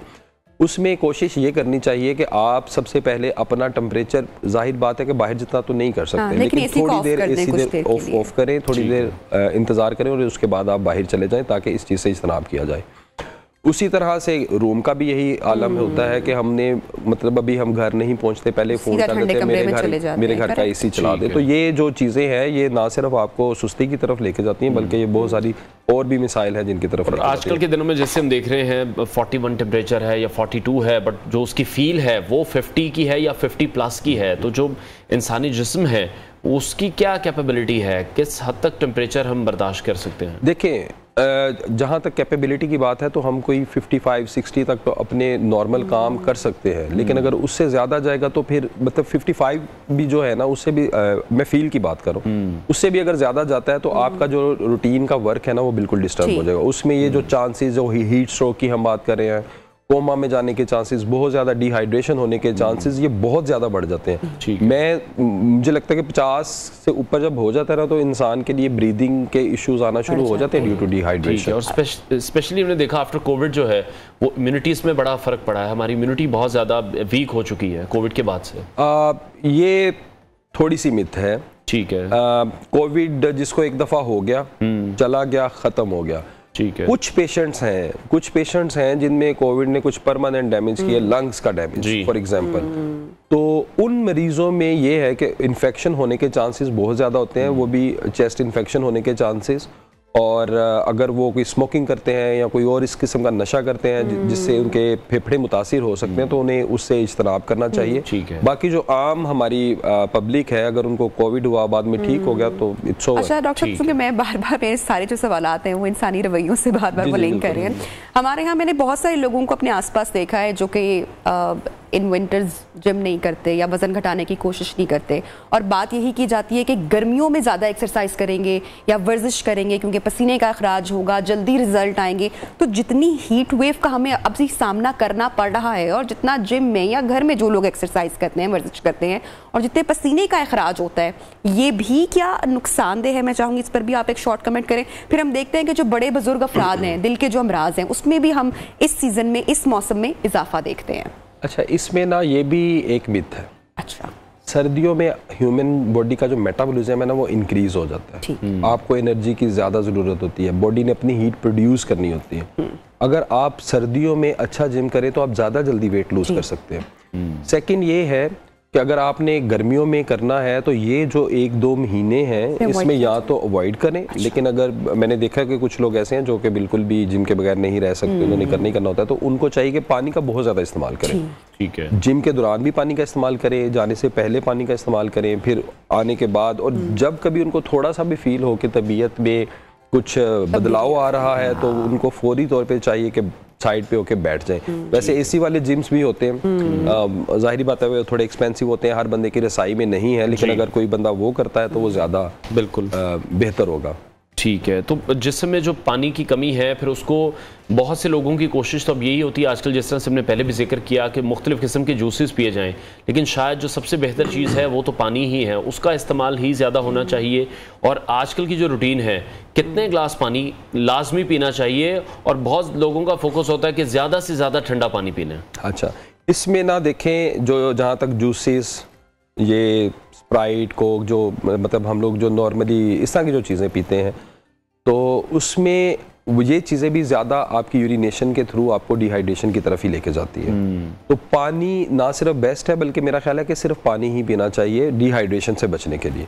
और उसमें भी मैंने जैसा कि बताया कि आप 1 या 2 गिलास ORS के लाजमी ले लें ताकि आपकी नमकियात भी पूरी हो जाए। और जहाँ तक पानी का सवाल है तो 1500 ml से लेके 2 लीटर तक डेली का पानी कम से कम एक नॉर्मल बंदे को पीना चाहिए। बाकी डिपेंड्स कि उसकी एक्टिविटी क्या है, उसमें वो ज़्यादा भी ले सकता है। अगर फॉर एग्जांपल कोई जिम कर रहा है, कोई दौड़ रहा है, कोई मजदूरी कर रहा है बेचारा, तो वो जाहिर है कि ज़्यादा पानी अगेन हाइड्रेशन का ख्याल रखना, या वाटर इनटेक, हम कितना पानी ले रहे हैं दिन का।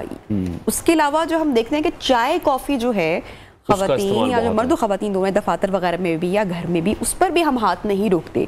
तो चाय कॉफ़ी हमें ऑब्वियसली अगर ज़्यादा उसका इस्तेमाल है तो हमें डिहाइड्रेशन के जानिब लेके जाएंगे, उस पर भी हाथ हल्का रखना चाहिए। बिल्कुल, ये मैं समझता हूँ कि आपको बिल्कुल इस चीज़ की बड़ी अच्छी समझ है कि चाय कॉफ़ी भी डिहाइड्रेशन की तरफ लेके जाती है। तो उसमें मुनासिब मिकदार में आप चाय ले सकते हैं। जो मेडिकल साइंसेस में जो चीज़ बताई जाती है कि अगर आप 2 कप तक एक दिन में लेते हैं तो इट्स फाइन, लेकिन अगर आप उससे ऊपर जाते हैं कुछ 4-5, मतलब मैंने देखा है कि कुछ लोग हर 2 घंटे बाद चाय ले आओ, और पाकिस्तानियों का तो रवैया भी है कि अगर कहीं जाना भी है यार चाय पी के जाना, तो इस तरह वाले काम से बिल्कुल इस तरह चाय नहीं पीते तो खफा भी हो जाते हैं। अच्छा, अक्सर हम देखते हैं कि बड़ी हमारे यहाँ जो सस्ती एडवर्टाइजमेंट है वो रिक्शों के पीछे होती है कि जिगर की ठंडक के लिए इसका इस्तेमाल करें, मैदे की ठंडक के लिए इसका इस्तेमाल करें। तो मैं जानना चाह रही हूँ कि साइंस में हमारी बॉडी जिस तरह से हाइड्रेट रखना नंबर 1 है, मोस्ट इंपॉर्टेंट है, लेकिन हमारे स्टमक की ठंडक के लिए या सुबह जब हमारे लिए मॉर्निंग उठते हैं तो किस ग़िज़ा का इस्तेमाल करना चाहिए? सुबह यूजली हमारा आम रवैया यही है कि हम चाय पीते हैं एम्प्टी स्टमक, तो कौन सी ऐसी ग़िज़ाएं हैं जो हमारे बॉडी ऑर्गन्स को, मैदे को, जिगर को ठंडा रखती हैं? अच्छा, मैं समझता हूँ कि जो क्वेश्चंस आप कर रही हैं ना आज, ये मैं बड़े अरसे से लोगों को बताना चाह रहा था, जितने भी आपने, अब ये जो जिगर की गर्मी या मैदे की गर्मी, ये मेडिकल साइंसेस में कोई बीमारी ही नहीं, कॉन्सेप्ट ही नहीं है। ये हमारे जो, मैं यहाँ पे किसी को भी डिग्रेड नहीं करना चाहता और किसी के बारे में कोई गलत अल्फाज नहीं इस्तेमाल करना चाहता, लेकिन जो हमारे हकीम हजरात हैं ये उनकी टर्मिनोलॉजी है, और चूंकि हम लोग शुरू से ही उधर जा ना हमारा थोड़ा सा वो रवैया हो गया, ठीक है। तो आवाम के लिए खुदारा मैंने देखा है कि लोग इस तरह की चीज़ें इस्तेमाल करते हैं कि हमारे जिगर में जो है वो गर्मी हो गई है या मैदे में गर्मी हो गई है, ऐसा कि बिल्कुल कोई चीज़ नहीं। हाँ, जो आपने ये बात की कि हम उठते हैं सबसे पहले हम चाय से शुरुआत करते हैं, ऐसा ना करें। सुबह उठें सबसे पहले पानी पिए, ठीक है। मैं समझता हूँ कि खाने पीने में जो अल्लाह ताला ने हमें चीज़ें अता फरमाई हैं उसमें पानी से बढ़ के कुछ भी नहीं, ना रोटी ना गंदम, मतलब उसका कोई मुकाबला ही नहीं है। आप जहाँ पे भी देखेंगे ना वो पानी का ही इस्तेमाल है। आप किसी ब्यूटिशियन के पास चले जाए, आप उससे पूछा जी मैं क्या करूँ, उसने कहना सबसे पहले आप 15 से 20 गिलास पानी पिए दिन के। आप मतलब किसी डॉक्टर के पास चले जाएंगे, वो भी आपको यही मशवरा देगा, सुबह उठें पानी पिएं, थोड़ा देर वेट करें कोई 15 से 20 मिनट, और उसके बाद आपका जो भी ब्रेकफास्ट है वो ले। इंशाअल्लाह ताला आपको ये जितने भी ये मसाइल हैं इससे काफ़ी हद तक छुटकारा हो जाएगा। ठीक है। अच्छा, जिन लोगों को ब्लड प्रेशर है या जैसे शुगर के केसेस में भी पाकिस्तान नंबर 1 पर अब पहुंच चुका है, बहुत बड़ी तादाद है जो पाकिस्तान में है, तो ऐसा जब मौसम आए, हीट स्ट्रोक है, जब गर्मी बहुत ज़्यादा है, तो फिर उसमें उनके लिए क्या एहतियाती तदाबीर है? देखें, जो ब्लड प्रेशर के पेशेंट्स हैं ना, उनमें भी थोड़ा सा मैंने कॉन्सेप्ट देखा है कि वो लोग कहते हैं कि हम लोगों ने नमक नहीं ज़्यादा इस्तेमाल करना या पानी का उस तरह से कम इस्तेमाल करना। नमक वाली बात किसी हद तक ठीक है, वो भी अगर उनका ब्लड प्रेशर नॉर्मल है, वो डिहाइड्रेटेड है, मतलब तो जाहिर बात है कि वो ORS लेंगे। लेकिन पानी वाला अगेन जो पेशेंट हाइपरटेंशन के पेशेंट्स होते हैं ना जी, वो फ्लूइड डेप्रीवेट होते हैं, उनमें फ्लूइड कम होता है, वो एक लंबा चौड़ा मैकेनिज्म है बहरहाल, तो उनको भी उसी तरह से पानी का इस्तेमाल ज़्यादा। जो हमारे शुगर के पेशेंट्स हैं उनमें चूँकि वैसे गुर्दों के मसाइल होने के बहुत ज़्यादा चांसेस होते हैं, उनके गुर्दे आहिस्ता आहिस्ता ख़राबी की तरफ जा रहे होते हैं शुगर की वजह से, तो उन लोगों में भी वही अगेन कि अपनी शुगर का बहुत ज़्यादा ख्याल रखें, और इस मौसम में ना सिर्फ आपने ज़्यादा बल्कि शुगर कम होने का ख्याल रखना है, क्योंकि जैसे ही डिहाइड्रेशन होगी, अगर कोई बंदा इंसुलिन ले रहा हो शुगर के लिए, उसको डिहाइड्रेशन होगी, इंसुलिन जो है वो किडनी से जब निकलेगी तो किडनी का फंक्शन पहले ही कम हुआ होगा डिहाइड्रेशन की वजह से, तो पेशेंट की शुगर कम होने के भी चांसेस हो सकते हैं। तो ना सिर्फ आपने ज़्यादा शुगर का बल्कि उसको बड़ी एक मैं समझता हूँ कि मुनासिब मिक़दार में। अच्छा डॉक्टर साहब, एक शॉर्ट कमेंट लेना चाहूँगी बच्चों के हवाले से, क्योंकि मौसम इस तरह का है, हीट वेव है, हीट स्ट्रोक के चांसेस भी बढ़ जाते हैं, बच्चों की इम्यूनिटी बड़ी लो होती है, बच्चे बड़े इस तरह से जिस तरह बड़े टॉलरेट करते हैं बच्चे नहीं कर पाते। तो हमारे यहाँ हम देखते हैं कि डॉक्टर से पहले पास जाने से पहले घर में ही हम उस टोटकास कर रहे होते हैं या एहतियात बरत रहे होते हैं। सही तरीका क्या है? बच्चों को बुखार होने की सूरत में अक्सर माएँ पट्टी जब लगाती हैं पानी वाली या उस तरह से, जैसे कि आपने भी बोला कि जो हीट स्ट्रोक के पेशेंट्स आते हैं तो हम उनका बॉडी टेम्परेचर सबसे पहले नॉर्मल करने की कोशिश करते हैं, तो वो नॉर्मल पानी की पट्टियाँ ही की जाएं बच्चे को, या अक्सर ठंडे पानी से भी करने की कोशिश करते हैं? सही तरीका क्विकली मैं चाहूँगी अगर आप। बिल्कुल, उसमें यह है कि बुखार की सूरत में अगेन मेरा तो हमेशा से यही कॉन्सेप्ट रहा है कि अगर मेरे घर में कोई बच्चा खुदा न खास्ता बीमार हो जाएगा, चूँकि मैं तो बड़ों का डॉक्टर हूँ, मेडिकल स्पेशलिस्ट, तो मैं भी अपने बच्चे को किसी पीडियाट्रिशियन के पास ही लेके जाओ, ठीक है। तो आपने कोशिश ये करनी कि एक दफ़ा आप ज़रूर कमेंट लें पीडियाट्रिशियन का। सेकंड ये कि जो जहाँ तक पट्टियों का है, बहुत ज़्यादा ठंडा पानी ना हो, लेकिन एक नॉर्मल पानी से भी आप कर सकते हो। थोड़ा ठंडा अगर पानी है तो वो भी ठीक है। और बुखार को कम करने का ये एक बहुत अच्छा तरीका है कि आप पट्टियाँ करें नॉर्मल पानी से, या थोड़ा सा जो ठंडा पानी होता है उसके साथ। और आप बच्चे को नहला भी सकते हैं बुखार की सूरत में। आपने बुखार उसका काम करना है, और जैसे ही काम होता है आप लाजमी हॉस्पिटल पीडियाट्रिशियन के पास। ठीक है, बहुत शुक्रिया डॉक्टर अदील कुरैशी हमारे साथ इन कॉन्वर्सेशन थे। ब्रेक लेते हैं, ब्रेक के बाद आपको दोबारा ज्वाइन।